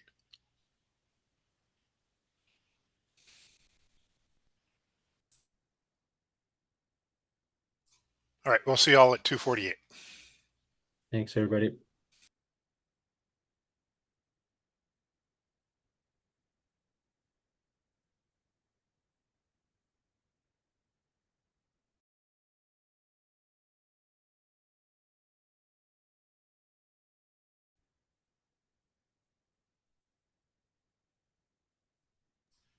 Alrighty, we're back. Yep. So do All we right. need to take roll again, or are we just gonna, because we're not voting yet?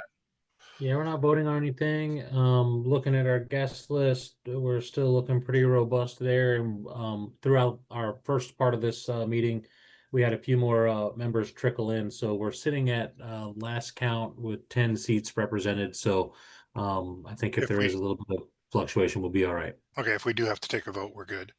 So, okay, so we're ready to move on, I think, because I think you put on here, legislation indicates the need is not for another number attached with firewalls. So Correct. I got that in there. I moved that from the comments section over to the legislation column and put a note in there to discuss further.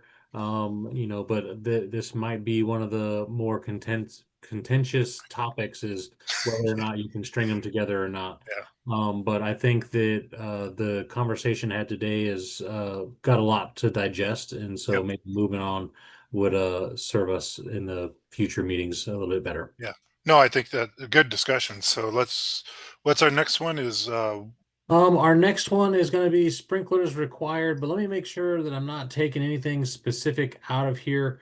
well, I do have a quick question though, because we're going over all that. We didn't get into like openings or supporting construction at all. We Did you did want to not, hit and I that guess real quick? that would be a good. I was about to bring up this line item down here, structural limits.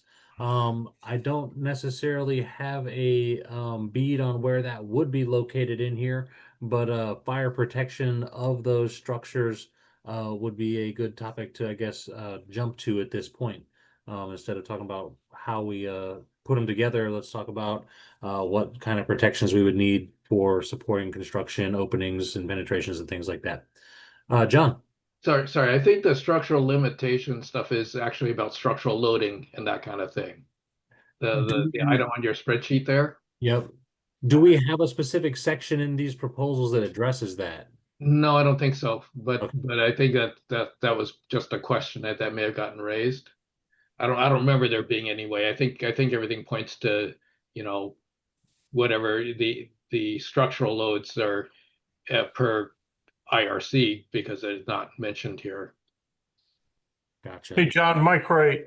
The only thing I saw when I was looking at that, I was wondering if this had to do with the provision that was in the Seattle IRC about anything greater than 2 stories had to have a structural engineer do the analysis per IBC for the seismic only.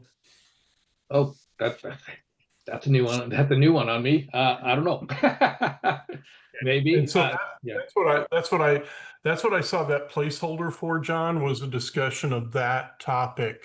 That in Seattle, anything above 2 stories requires the lateral system be done, the seismic lateral system be done per the IBC. Okay. Yeah, I don't know. I mean, that's part of that, I think also. What do we want? Are we all comfortable with the live loads and that kind of thing? I think it was maybe part of the other discussion. Yeah, and they didn't see anything that addressed concerns about live loading, live or dead loads, John. Gravity loads, where everything looked to be just straight per the code. Yeah, sure. No, but my point was just to say I don't know if that item is necessarily what we're talking about here when we're talking about the dwelling unit separations. Gotcha. I think that's a different topic. Well, we'll leave it there outside of where it's located now. And we can get to specific structure loading stuff as well. Do we need, so we've been talking about building separation. Do we need to cover, I think we said earlier in the meeting that the, 101 or 102.1.1 through 1.4 seemed pretty straightforward and ready to go. Are we okay with the content there? I see a nod. Works for me. Okay. So, and then as far as fire separation of buildings, so far, it seems like right now at the minimum, we're per the IRC base code, and then as amended by anything else that we have in here. Is that accurate with what we have drafted so far? Not to say that that's exactly how it will be.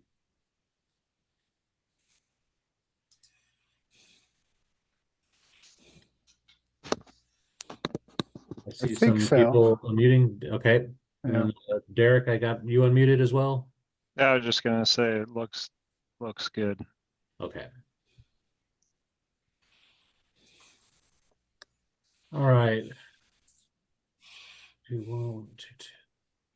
So I guess we're getting into 1022. Let me move away from Marcus's proposal. I'll try to follow along on the side here.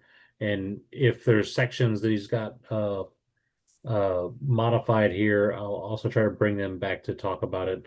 Looks like for Marcus, in your proposal, you do have an exception to the automatic sprinkler system section. You didn't change any of the content here in 102.2, but I guess let me bring your proposal back over and we'll talk about the exception you have running here. Come on, play with me, right? Okay. Yeah. So again, just some context. In my original, and very early on, I submitted a cost benefit analysis or a research cost benefit analysis related to um, um, sprinklers in the IRC, and just thinking about in terms of costs and how costly sprinkler systems can be for residential development, and that the fact that most of the IRC is not required to have sprinklers. I included an exception here that would allow multiplex buildings to also not be sprinklered as long as basically the dwelling units separated from each other by wall and floor assemblies having not less than 2-hour fire resistance in accordance with the sections above. So this would essentially take the base level of the proposal is you need 1-hour fire resistance separation between units to build a multiplex building. And basically, if you have a 2-hour fire resistance between your dwelling units, then you would be able to not have the option to not sprinkler your units type of situation as an exception due to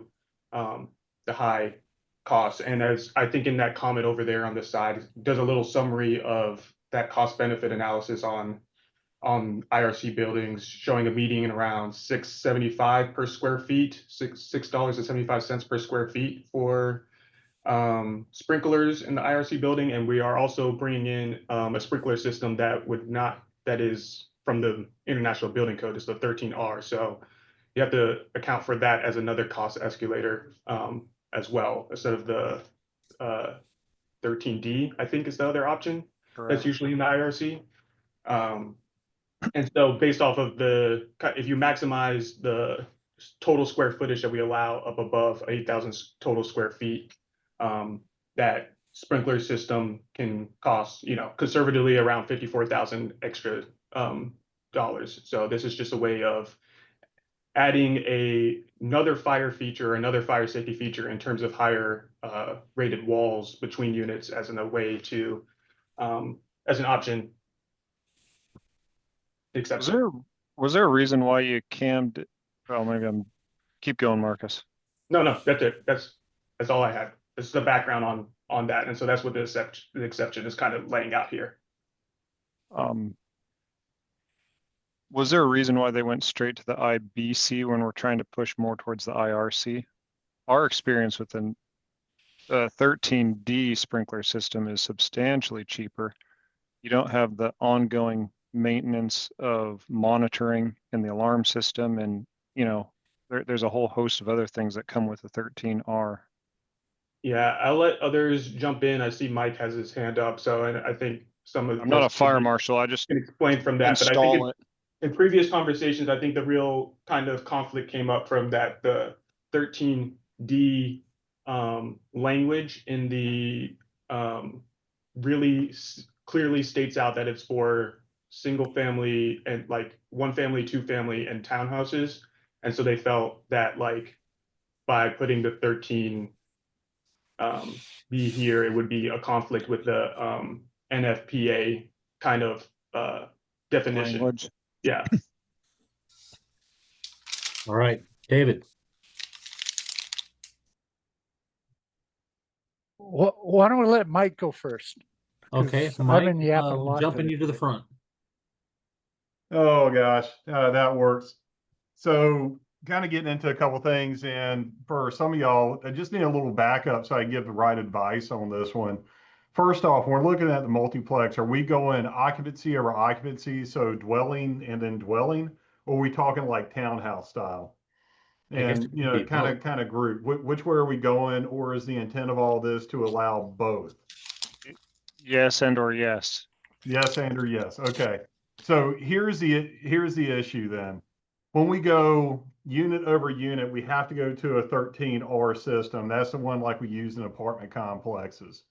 The 13D has limitations to where we can't go one on top of the other. If we stay to where it's like a townhouse style, then our base code in the IRC already allows sprinkler systems to be put in at the 13D, or I think it's P 2908, 2903. Yeah, there are two different ways we can go in a residential code. But once you start stacking over top of each other, we have to change the sprinkler design on. That becomes a significant issue. Again, R313, I believe it is, calls out the 13D system, or the P version, the residential code plumbing version, for townhomes that are 5 or greater already. So there's definitely a couple issues that pop in there. Something else as far as pricing, and this is specifically with Marcus since we had the conversation last time, the 13D systems, you're right, we can get down to 90 cents a square foot on that one. But I actually went and had one of my guys reach out to contractors that we work with. And just so you know, the area, I'm in Snohomish County, so these are typically Snohomish County contractors. And we had them quote out for us, and this was 4 different companies, quote out an 8,000 square foot, 3-story residential building for a 13R system. So the more expensive one, and we came to $3.50 to $5.70 a square foot for those buildings based on contractor. So just a little extra information in there for the sprinkler system. So there's a lot of what ifs on what I know at least the fire community is gonna want for it. The other two things I'll bring up while I got a little bit of time is, number one, obviously the occupant safety, the life safety deal is always out there, but there's another factor that we're actually seeing, and this would be for my investigators in the room, is community protection. So the reality is, it's not a matter of if a fire is going to happen, because it does. We run 60 fires a year easily within my jurisdiction, residential fires primarily, but it's more the matter of when a fire is going to happen. So who gets displaced and how many people get displaced. When we put these sprinkler systems in, there's definitely going to be more protection for your community to where we're not burning things down. They're going to be in place. And then the other hand too, is you're not going to have the same amount of displacement. So even if we're talking 6 dwelling units, and you can do 6 times 4, if you have a 4-person family or whatever the family unit is, when you're not sprinklered, you have a greater displacement. So even when we go into the apartment buildings and we have, say, a fire on the top floor, with a 13R system in place, we're typically only displacing the unit, the fire unit, and then whatever the water damage is below, versus potentially the entire building of 16 plus units. So there are just a couple different thought process to kind of think through when you're doing your cost benefit analysis, and it's not necessarily just the cost of the sprinkler system itself. So it's 54,000 is 54,000. I'll defer to your numbers on that one, but it's community valuation, displacement, insurance, and all the other fun stuff that comes with those fires. So it's not necessarily a simple cut and dry topic. Sure, Mike. So what puts out a fire better, a 13D or a 13R? So it depends. Again, there are 2 different routes to go, and kind of getting back into some of our own. The difference in your 13D and 13R is typically going to be your coverage, where coverage is required. In your 13D, it's only habitable spaces. In your 13R, we're getting full coverage like attic coverage. But I think Marcus brought it up, and this is why I'm really hesitant to give a flat direction. 13R systems are required to be maintained. So once we get done with all this, building official signs C of O, fire marshal signs off on C of O, then my guys, the inspectors, have to go out once a year and actually do a verification on that. And then there are costs incurred on those 13R systems. The 13D system is literally your old Ron Propeel, set it and forget it. But there are coverages differences, and then there's maintenance differences. And then one system is, again, designed to be for the side-by-side. And then another system's more for your stacked one over the other. So there are a couple different routes that we could go on that. There's certainly some language we could look at to account for those 2 different designs. What if you did something like a 13D, but full coverage? Other than the attics? I don't know. Yeah, potential. That would be more like a sub-work group, just because I want to dig into the NFPA standards. So again, everything kind of goes back to the NFPA standards and how they're put together to make sure we're not exceeding the limit on the design capability of that system. Because back to your comment of ongoing maintenance and upkeep and monitoring and alarm systems and so forth with 13R, it almost forces that into a HOA or some sort of ownership for all the individual owners that live in that structure. Whereas a Woody walk up, 6 to 12 unit apartment complex or greater, it's owned by one person. In this case, it's going to be, I think the intention is a little bit different. Yeah, no, 100% on that. One of the questions I asked maybe 3 or 4 meetings ago was, is there any intent on ownership on these? Because you just brought up some really good points. One of the realities, and this is real world, I have a 55 and over community that is duplex and triplex. And the fire marshal at the time, these were put in 2008, requested R or 13R systems. So now we're having entry issues trying to get the inspections done for those. So there's some real world consideration to the type of system we put in. And you guys are pulling your hair out like, we got to deal with, coordinating. We're pulling our hair out because we're trying to work with retirees who are snowbird. So wintertime, they obviously leave our horrible weather and they go to Nevada and Arizona and wherever else, and we're not able to maintain. So it is definitely a loaded question. At least comfortably saying sprinklers do need to go in these buildings for the community protection and life safety aspects. But there's a lot to be considered on the type of system, and that is 100% on the type of build out or what the intent is for the planning of the building. Richard? Yeah, a couple thoughts. If we decide to go this route and allow non-sprinkler building, to me this would be a reason for limiting this to a sixplex and no common spaces. I understand if you added multiple sixplexes together, you'd have a firewall or some IRC equivalent up to a firewall, but I still would not want to be in favor.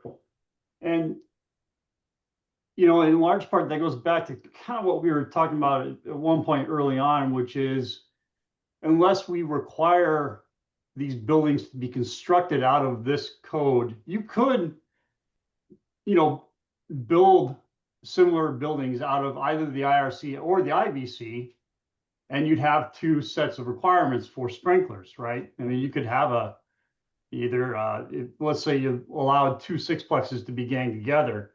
You could build a 12-unit apartment building out of the IBC and it'd be sprinkler, and here it wouldn't. Again, I understand the firewall thing, but I don't know that I would. It creates some additional questions going forward. I'll just leave it at that. Thank you, Sherry. And Sherry, sorry, just to clarify, that's why I had in this kind of proposal write-up, that's kind of why I have 1 there, which is basically saying that it can't go beyond 6 dwelling units. So like it's supposed to separate from the building separation. So if we did have the proposal that I had written here, if you did 2 sixplexes next to each other, both of them would have to be sprinkler. There'd be no exception. Oh, allowed, sorry, Marcus. essentially. You had that as a requirement. Sorry about that. I think I remember that now that you said it, but I forgot that you had that in there. Yeah. Okay, thanks. All right, Sherry. Thanks. I just wanted to offer the perspective of these being infill housing and utilizing existing lots where maybe a single family house is removed and then these are added. And one of the things that I've seen happen to other colleagues is that there's the potential. I'm not arguing the benefit of sprinklers. I know what the benefits of sprinklers are, but there is the potential by having no way to have reasonable life safety without sprinklers. Then we're looking at, okay, does somebody have to extend a different water main from a larger water main in the street, and then they've added, a couple $100,000 to a project, and then it makes the project infeasible.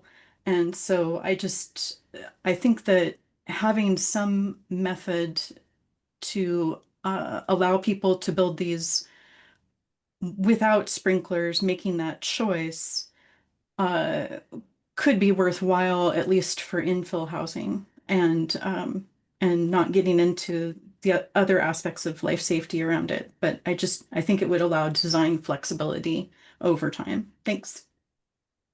Chris?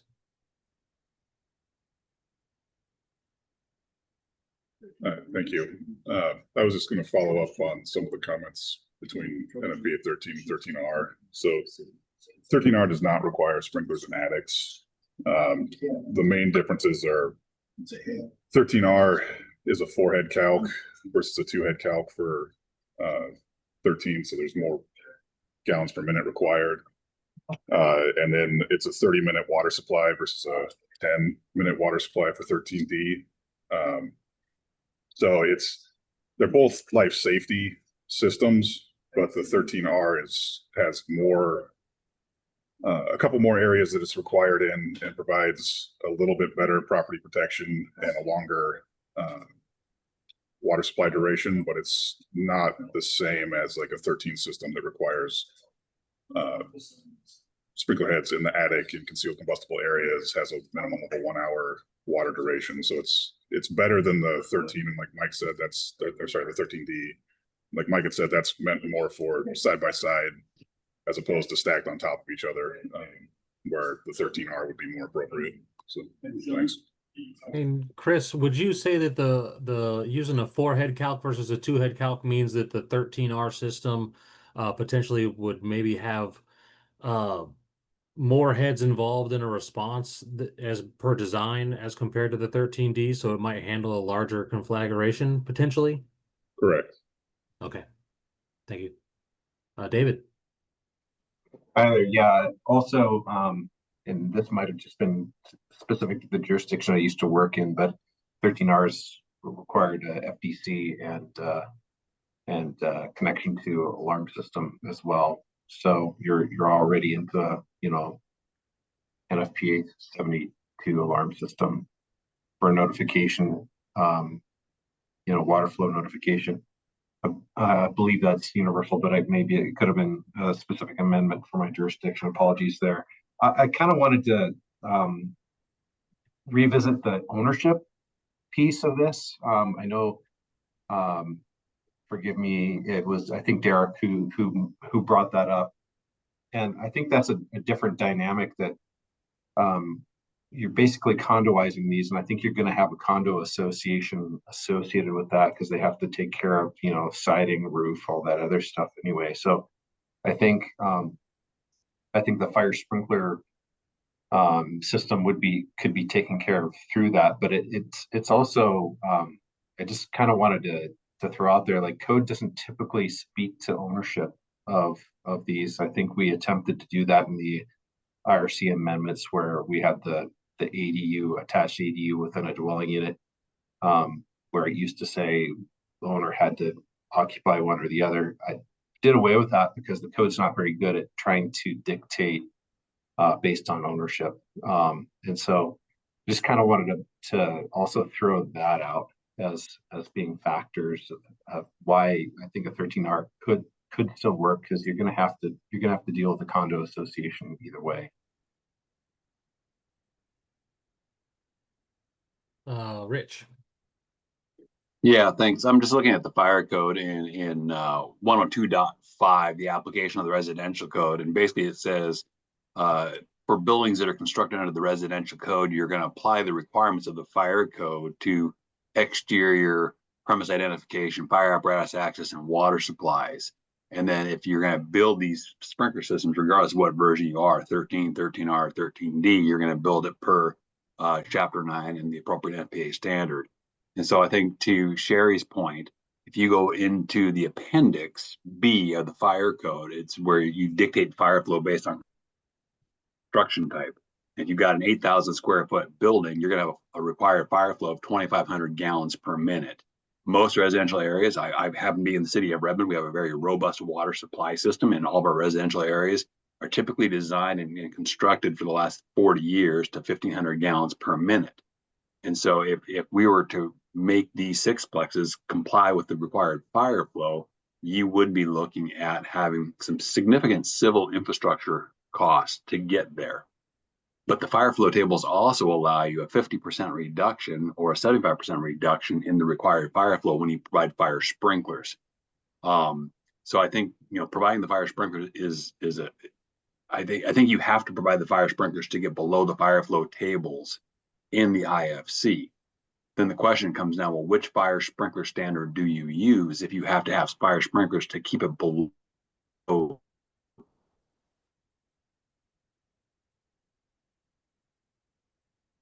Where'd to go? I don't know. Rich, we lost you. Oh, I hear you now. Think.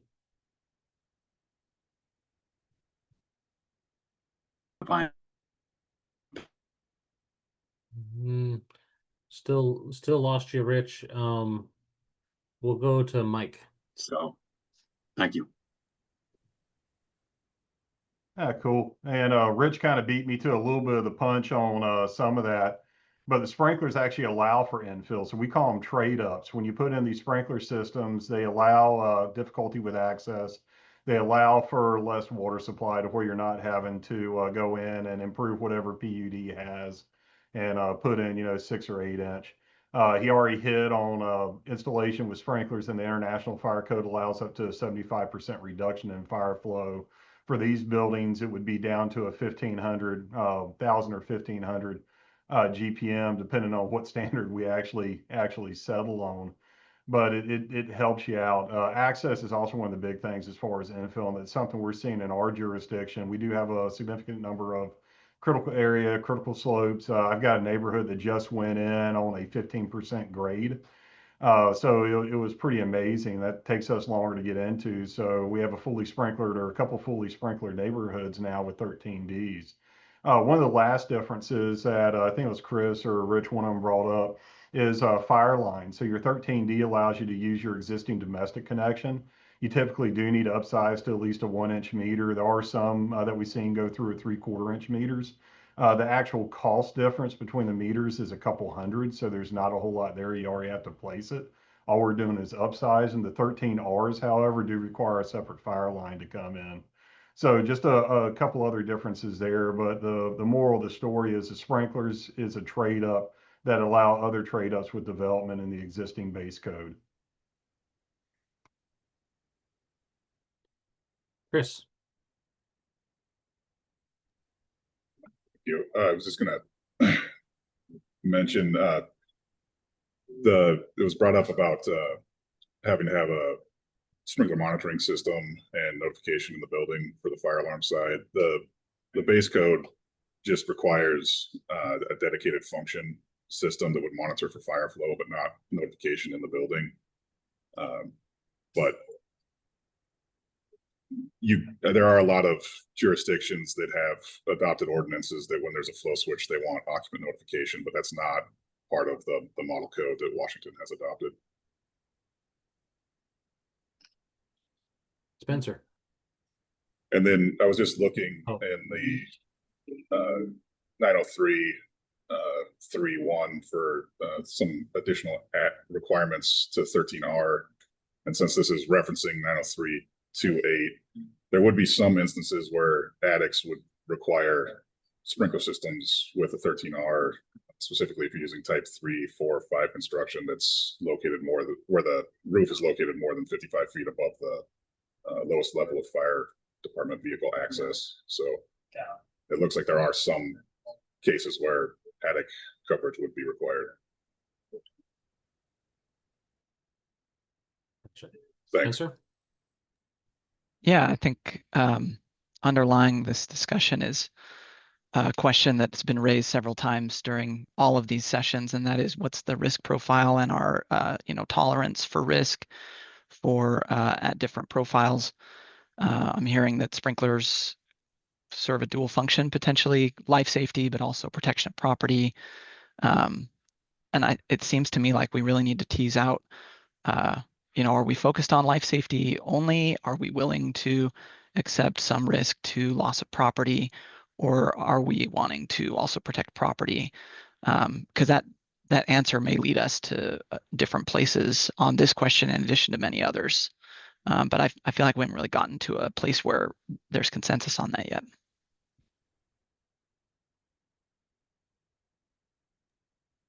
Spencer, I thumbs up what you said.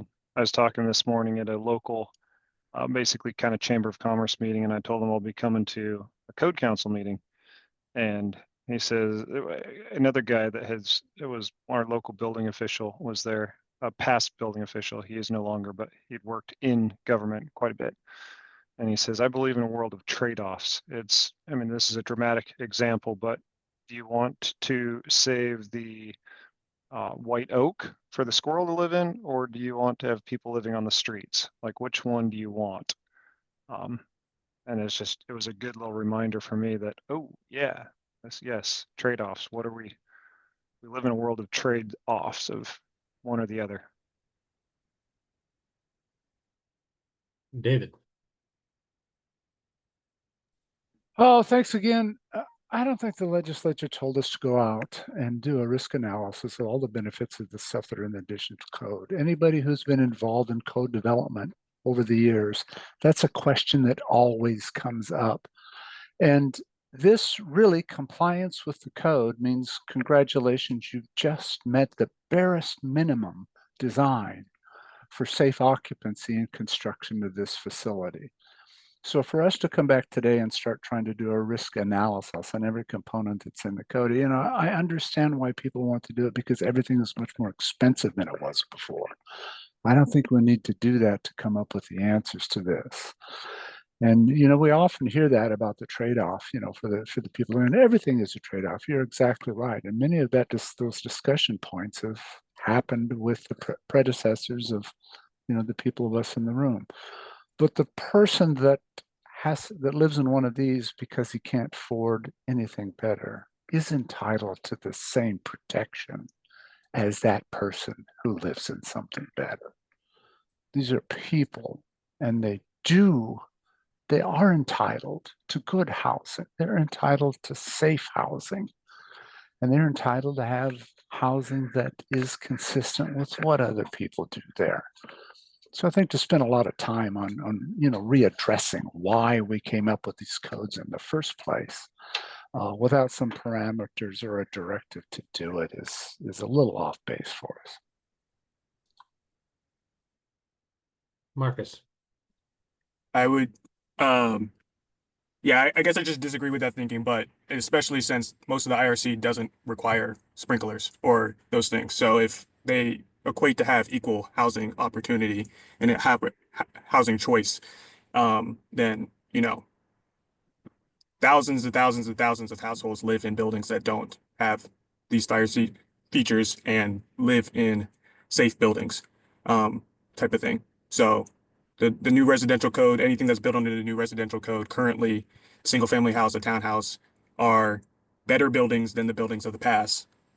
They are more protected than the buildings of the past, even without some of the things that we're discussing today. So I think it's important to discuss the cost benefit analysis because the legislature asks for putting these buildings into the IRC because it is often more affordable construction wise to do so than in other entities and stuff like that. So affordability, cost, construction, all of those things matter in terms of how we're discussing these things.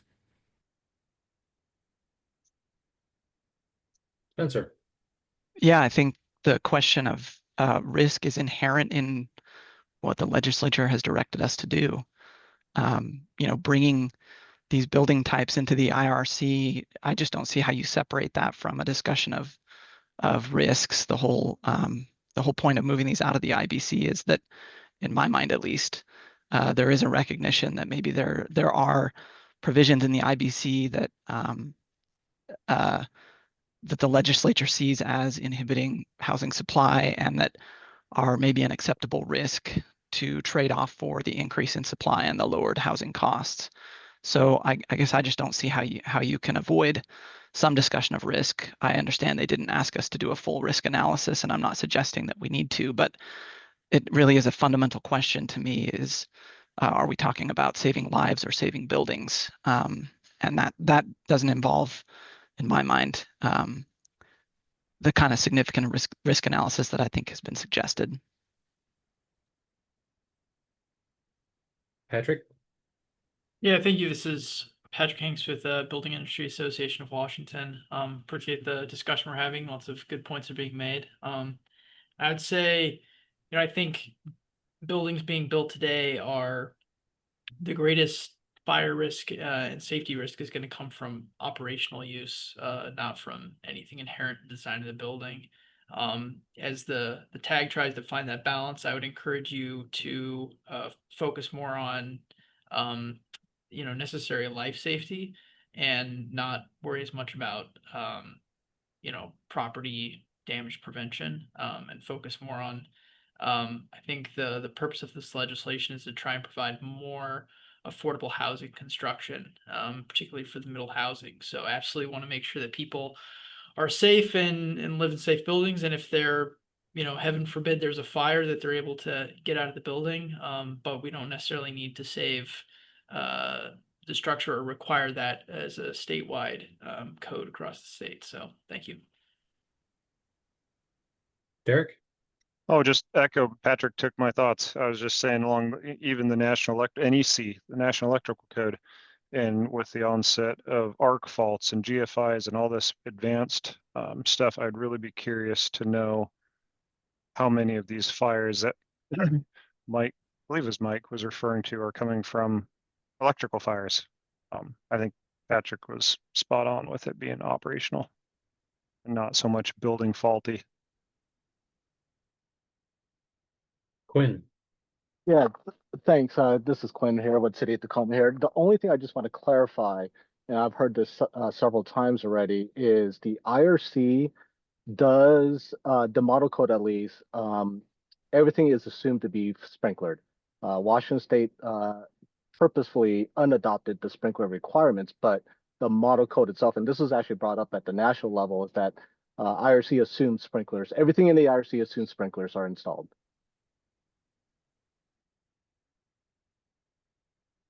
Angela. So I like Patrick's use of the fire risk or the safety risk is inherent to the use, not the actual building construction, because that brings it back to why IBC buildings are sprinklered. They're more of a risk. There's more units. There's more people in the building. You don't have control of what's happening in your neighbor's unit. Your neighbor could be running a meth lab.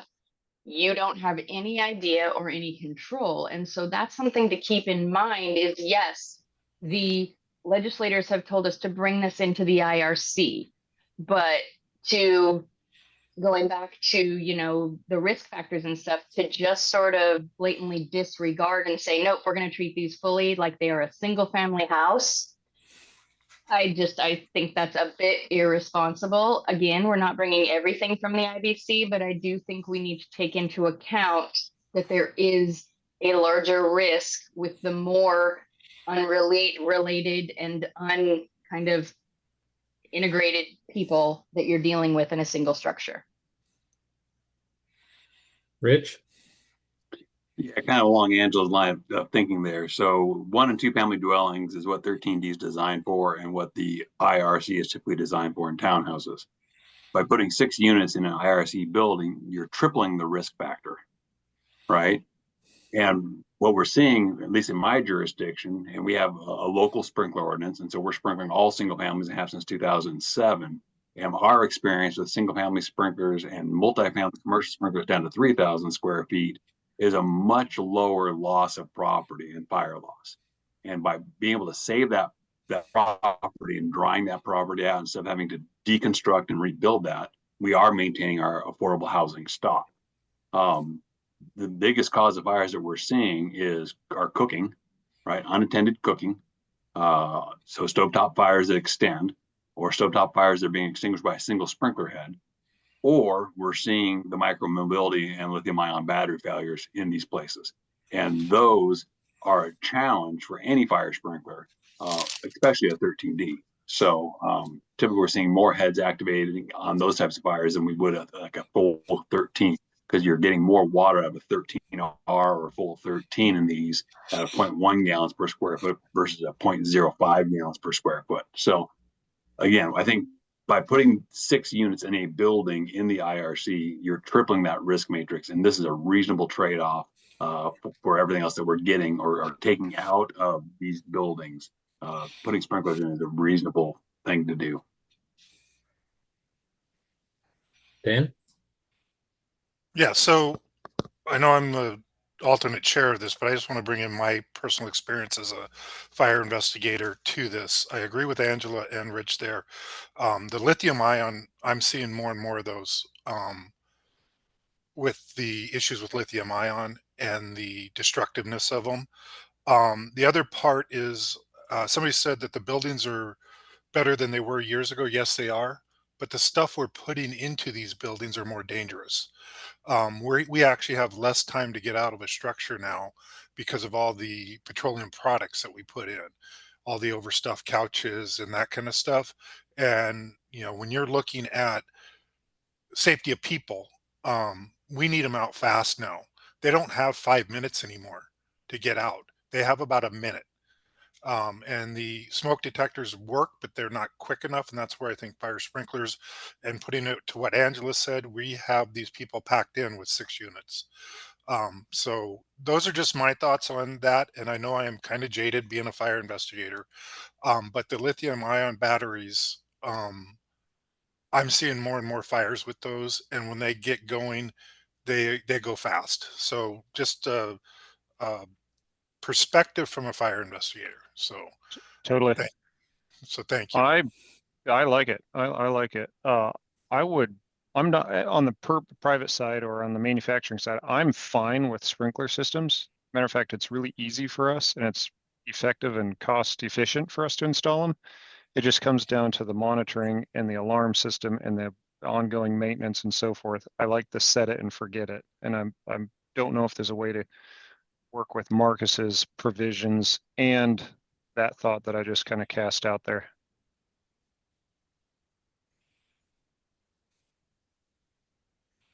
So a thought that hasn't been brought up is, because Mike Messer said that, you know, when you have them stacked on top of each other, that requires the 13R.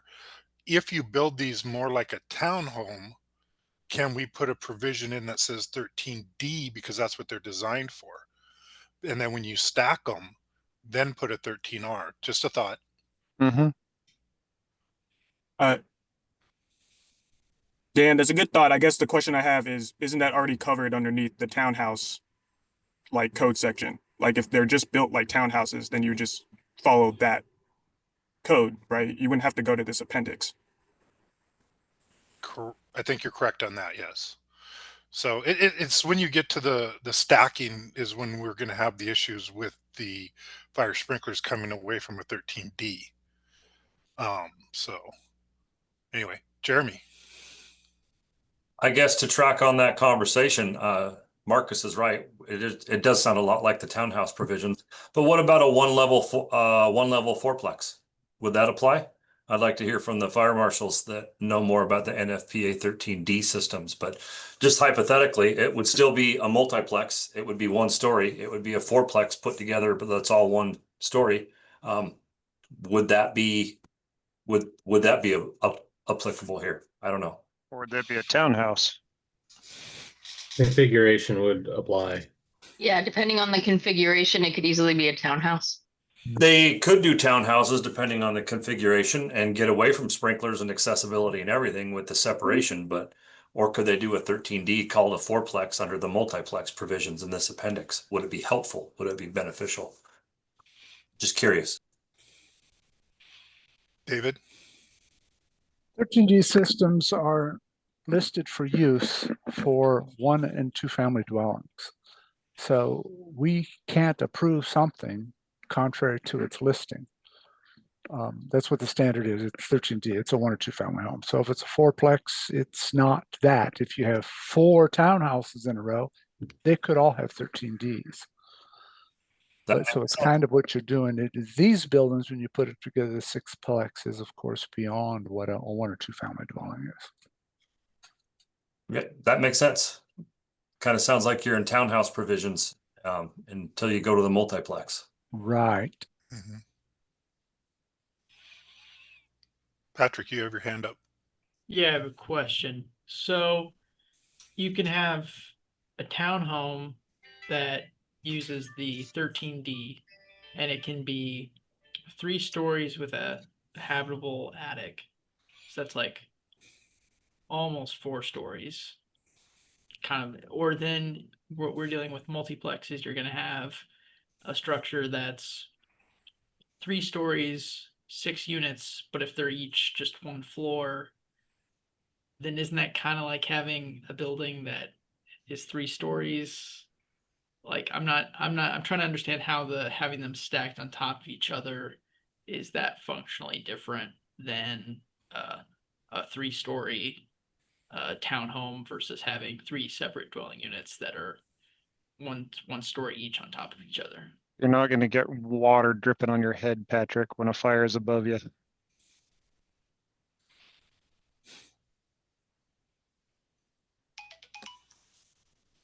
So you're saying if it goes off in one unit, it's not going to trigger in the other, whereas if it's all in the townhome, it's going to I'm trigger it. guessing. I'm not a fire safety guy, but that's the only difference. Maybe you could put some floor separations, but Well, one of the problems that we have when we get, if it's a townhome, you have one family that's in charge of that from the 3rd floor or the attic, whatever it is, all the way down to the basement, what might it be? When you start putting people above you, you have other people, other family units that really are partially in charge of your safety. So as far as the 13D system is concerned, they are designed to go in single family and duplexes. And that's what the standard is for.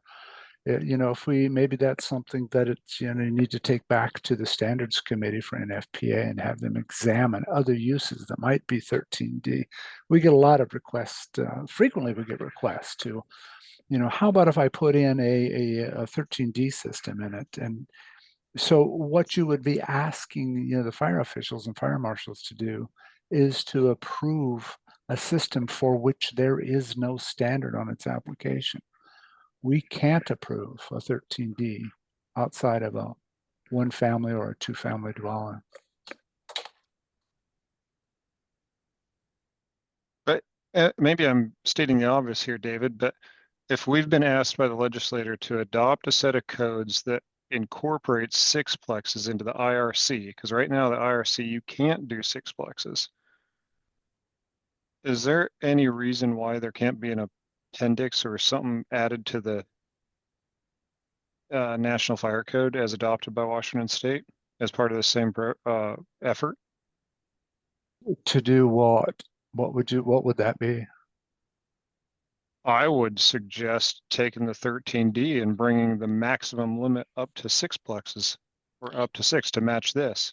Yeah, so the 13D systems are developed according to a national standard that we don't control. So what you would be doing is writing a Washington state standard that's using components for a different system altogether. You would be creating a separate standard. The standard nationally, doing that already. The standard nationally is once you've gone past a 1 or 2 family dwelling, it becomes a 13R or a full 13 system. We don't have control over those standards. There's standard committees that will make those other standards. So unless Washington wants to come out with their own sprinkler system standards, we're kind of stuck with what the national standards are for that. Standards and codes are different. You're right. And these are NFPA standard 13s. We're writing codes. Right. But you would, in order to do that, if you want to use something for which there's a standard, then you're going to have to either develop your own standard or stick with the national standard is. Chris?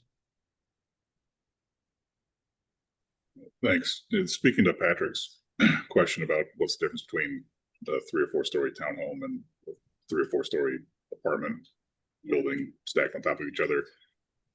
I mean, I believe Rich mentioned earlier that the majority of fires are caused by cooking. So, I mean, your regular townhome, you got one kitchen, and then with multiple people living on top of each other, each one of them has a kitchen. It just increases, you got more people in the same area, it increases the chance for accidents.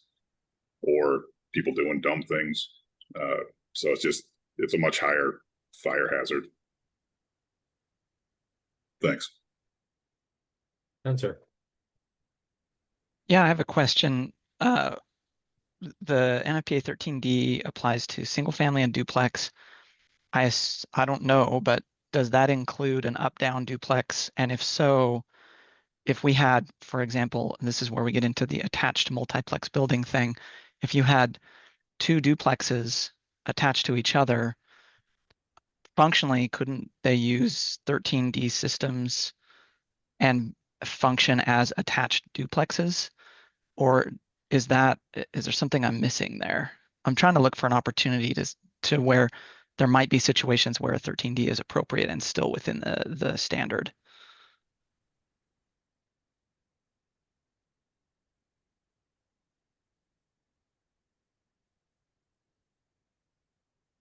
I don't know, on real world experience, I have a project that we're going to kick off here shortly with a duplex that is above and below. But we haven't fully vetted it out through checking codes and everything. And that's just 2 units though, right? Yep. Yep, just 2 units. Mike? Oh, just wanted to bring up one of the things, everything David just said is 100% accurate. I know Rich and Chris have brought up density and everything else, but just so y'all know, the other hesitation we have, or one of the things we have to work through is the water supply side. Where's the sprinkler system getting its water? In the 13D system, we actually allow for what's called flow through. So that is a sprinkler system that is attached to your regular domestic plumbing. That's why another fire line isn't required. So you have this loop system that goes all through your house. There's an interconnection at the domestic that comes in, and then there's an interconnection at whatever your remote toilet fixture is. And your sprinkler heads run off of it using Aquapex pipe. So that's one of the ways that we're able to get the cost down really low. When we get into the 13R side of the things, the water supply is different. It's its own stagnated separate system on a double check valve or backflow preventer valve, and it's typically running with some type of CPVC throughout. So when we get into the ownership, whether it's side by side, stacked, or whatnot, water supply is an issue and where it comes from. I wouldn't mind exploring some of the opportunities in P2904 because there might be some stuff in there. And just because Derek just brought it up, I really want to follow your project and what you're doing and see what the locals come up with for the top over bottom. I just haven't seen it before. But kind of like David's saying is that whatever we put in the code, if it references a standard, we can only install or approve to what that standard is. So that's kind of one of the walls that we're up against too as code officials. You know, on the plan review side, we're not designers. All we can do is put checks in boxes. So does it meet standard? Check yes, move on. So just some of the food for thought again for the group on what we were moving forward and some of the constraints that we kind of have when we're looking at what goes in. John? Yeah, just responding to Spencer, your question. I think it goes back to your earlier question about can you put buildings together? I don't think there's any such thing as a attached duplex or attached duplexes. That becomes a fourplex in my mind, and I think that's the way most code officials would look at it.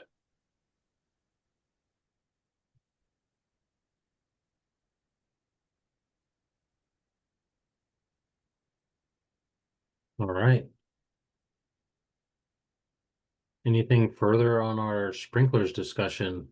Think that there's desire for sprinklers in these buildings, a desire for an exception potentially to exist for that, and then deciding on 13R, 13D.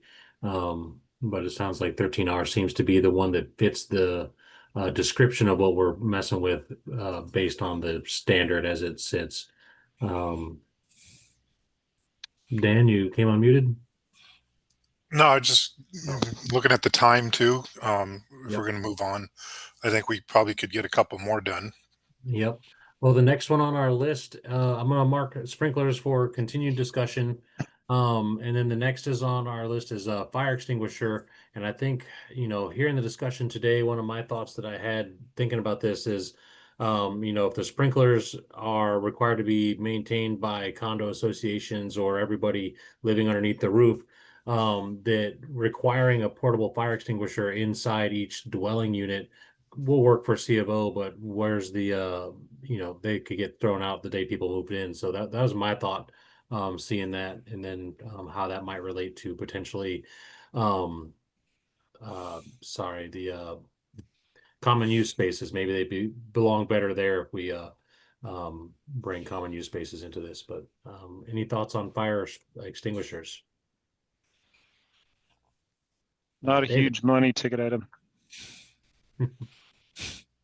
David? Yeah, I'm kind of with you on that. We never get inside these buildings, and so you put a fire extinguisher in there. When you first move in, that might be something that if it's a rental unit, that it's a property protection thing that the people who rent the thing out, provide that. We just don't have any way of following up to make for sure that it's in there. We're not going to be there when it exchanges a new tenant, so it's kind of hard for us to enforce it being in a building. So, wait. Yeah, just like the one thing, there's lots of things in the code after they put in and the final inspection's done that they walk off and leave. Something to be careful about making decisions based on that. I do agree. Fire extinguishers should be there and stuff like that, and it should be required to get the final. But I think the big thing is requiring sprinkler systems and doing the water supply and all that stuff, making sure that's fully accessible or fully active. Because if you have a sprinkler system, and please, the fire people, correct me if I'm wrong. I know in Tacoma, I believe we do this. We have annual inspections for that. I'm not sure how this is going to work for the multiplex, but I know for a lot of our buildings, we do an annual. We try to do an annual inspection if we can, check the sprinkler system. So I'm not sure about 13D systems, but I believe we do for 13R and full 13s. Gotcha. David. Yeah, I just wanted to agree with Mr. Lynham on the fire extinguisher conversation. It's largely unenforceable, and really we want people to get out of the structure. So if it's a sprinkler building, I think that's the level of safety we really need. So I would concede the point of needing one. Rich? Yeah, I tend to agree. I think putting them in the units is very difficult to maintain. There is an NFPA 10 that regulates fire extinguishers and where you put them. And so the 2A10 BC would be the appropriate extinguisher to use in these locations. And then there, it gives you a 1 per 3,000 square feet or 75 feet of travel distance. So to comply with NFPA 10, which is the standard on portable extinguishers, you could really have one probably per each of these buildings in kind of the exterior entrance location of these things and suffice. And really, in our experience in my jurisdiction, these do get used a fair amount. And when they do get used, they're typically utilized prior to the fire sprinkler activation. Once the sprinkler activates, they are not utilized. So again, I think the sprinklers are great, but if we can do something prior to the sprinkler activation, that again helps property conservation, helps continued occupancy within these units, displacement rates, reconstruction costs, and all that kind of stuff. So pretty cheap investment for some big gains if they can be utilized prior to fire sprinkler activation. But just my 2 cents. Quinn? Yeah, this is Quinn here, City of Tacoma. So I think Hoyt brought up a good point too, though. I guess the biggest question that we have to ask, and this is the ask to the fire folks, is are you going to be doing annual inspections, right? Because I know if this was the IBC R2 structure, like I live in a condo unit that's an R2, and there's annual inspections that the fire department comes, and they do verify fire extinguishers in the building itself. But in this case, during the annual inspection, would they be looking for the extinguishers if there's even an inspection done for these types of structures? So that's the big question right now, I think. I think that one, if it's an IRC building, we would not do annual inspections on them other than if it's a 13R system. we don't go into them like we do with an apartment. And I think this line comes from the apartments where instead of putting them outside, you have them in each unit, but they can control that. You know, they have a checklist that we can check that they're checking every time somebody moves in and out. So anyway, Mike, you have your hand up. Yeah, no, Dan, I think you just hit on it. I was going to say the exact same thing. Typically, IRC buildings are exempt from any type of inspection. We only inspect buildings out of the IBC. So if this were true R1, R2, R3, R4, whatever it may be. But we don't do inspections in 1 and 2 family dwellings. We don't do inspections in duplexes, triplexes, townhouses. I would imagine it wouldn't be the intent to do any type of inspection in the multiplexes. And then you hit on it. The only exception would be for 13R systems. And then the inspection that we would do would be limited to common space only. We would not go into anybody's private dwelling. Yeah, and on that, you know, if we do come up with a common space like a laundry room, then that's where we would put the 2A10BC in a common room, because obviously a laundry room is more hazardous. Rich? Yeah, I think to Mike's point, I think typically what we're seeing is, you know, if you've got a fire sprinkler system or any fire system really that requires maintenance out of the codes on a regular basis, and 13Rs would require that annual maintenance by a technician. Typically, that's becoming more of a paper push than a physical inspection. Now, there's the HOA or the responsible owner of that system would be submitting paper to the AHJ showing that it was compliant and that it was tested and what the deficiencies are. We're tracking that via paper versus a physical inspection. If there is common spaces, common laundry rooms, common kitchens, or whatever, that might drive an inspection, at least within the common spaces. But Mike's right. We don't get into individual units within residential dwelling spaces, even in true multifamily. We're not looking in the individual apartments. We're looking at the common hallways, exit paths, storage areas, break rooms, workout spaces, all of that, to make sure those common areas are being properly maintained in a safe way. Rich? Thank you. Hoyt? I mean, that's why I think it should stay in there. At least it's put in there. I agree 100% with the fire people and stuff that you don't go back and check and you don't do things like that.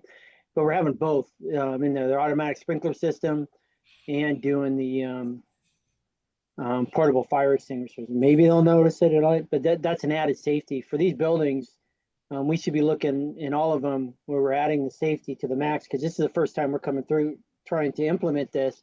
There are going to be higher occupancies or higher life safety issues, I would, in my opinion. And we should make sure we get as much life safety stuff that we can in there, since we're going to be doing this on a prescriptive method and not in the IBC, or design professionals are definitely designing them. So. Mike, you did have your hand up. You put it down. Oh yeah, I was just going to piggyback up on what Rich was saying about the inspections and the paper push. Just kind of the reality in my jurisdiction isn't too dissimilar to others. Is we use Tigris, which is similar to like compliance engine.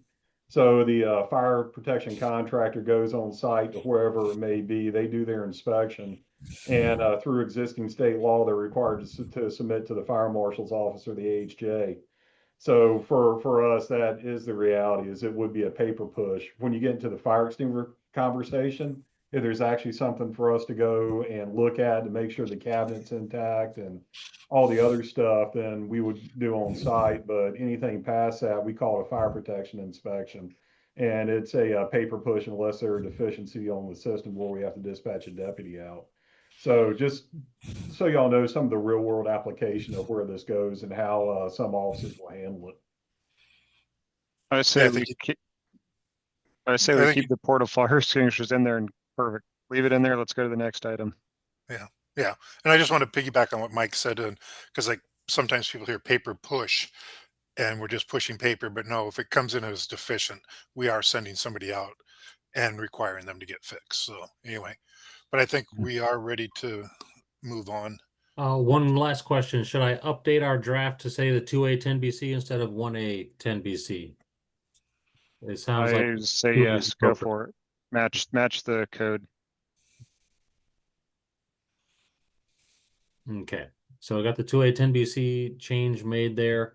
Moving on, I have parking requirements. Let's not go all the way to parking requirements. Let's get into egress. Let's do 103.1, which I don't have as a specific section, so we'll hit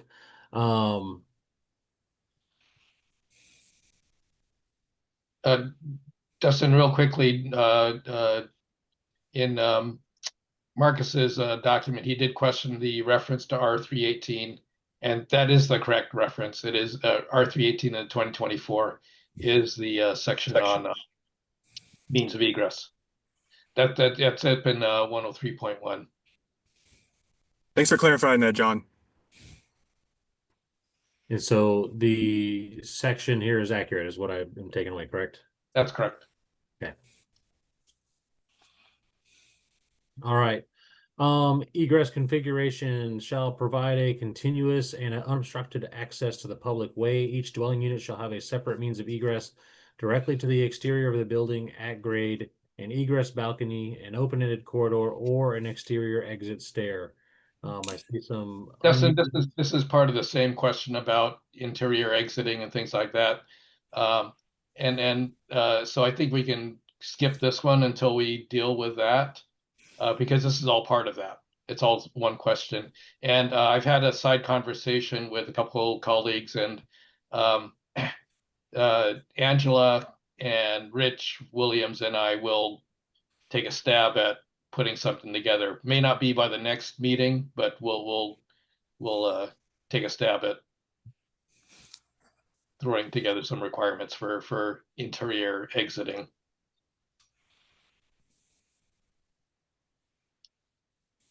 Okay, so with that, then we will probably not need to mess with any of the egress today if we're anticipating some revisions coming through.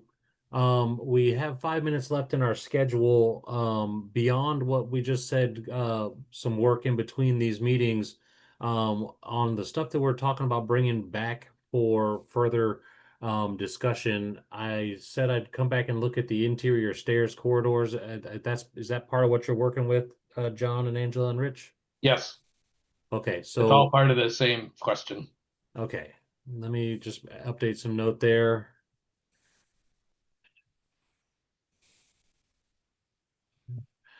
Okay, and sorry I misspelled your name, John. There we go. Coming back, no common use spaces, part of the same stuff. So I guess with all of that coming down, is that all the stuff that we have kind of marked for additional discussion is going to kind of come back in what you guys are bringing back for our next multiplex housing meeting, which is scheduled for about a month from now. I guess the things that aren't included in there are the number attached and specifics on the sprinklers. I don't think that we've kind of came to anything saying we would have any specific language that we'd like to move towards in there, and just making sure we're trying to get work done as we've talked about them. Is there any revision or language work that needs to happen with these ones that anybody's willing to volunteer to address to bring back? Justin, I think the sprinkler thing is, I think there's agreement that there is a sprinkler requirement. I think that it is likely the 13R based off of the conversation. It's really just a matter of the exception that I propose, whether that's actually something we want to consider or not consider. It sounded like for a lot of the comments was maybe we don't, that is not to really consider the exception, or really is to really just make sure that all of these are sprinklered. I don't know if we want to come back to that question with other people that were not in the meeting today and just get a feel of that type of thing. But I think that's where we're at on the sprinkler, is that the base proposal or the base language is to require sprinklers, and whether there's an exception to not have a sprinkler building is really the question. Okay. So I guess homework for folks is just to consider the exception to sprinklers that we have in Marcus's draft. And we're going to come back with some egress language drafts at our next meeting. And I don't know if we have time to necessarily go into any of the other sections that are on our list just yet. Parking requirements being typically a zoning requirement, but I guess I'll turn it back over to you, Dan, and we can probably lead us out of the meeting. John, go ahead. Sorry, can we clarify when the next meeting is? You said you thought it was going to be about a month. We're not having these every other week?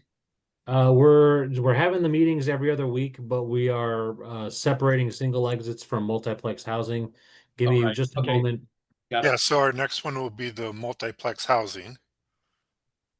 And Yes, then, that's going to be on the 9th of September, and then the next time we're going to meet on multiplex is going to be the 23rd of September.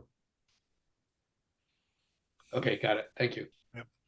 Yeah. No, we decided to switch them because otherwise we get into these robust discussions and we don't hit the second one. So I think it's been a good change that we've done. We are coming up on the time. I want to thank everybody. Thank you, Derek, for joining us and providing some discussion. Appreciate it. And then we will see you all for this one on, what'd you say, the 9th? The 23rd. Oh, for this one, 23rd, but the Yeah. single, the next multiplex yes, on the yeah, 9th. we're all on the 9th. So, and I will see others on other ones too. So thank you all and have a good night. You bet. Yes. Thanks, everybody. Bye. Thanks, everyone. Thanks. Thanks. Bye. Thank you.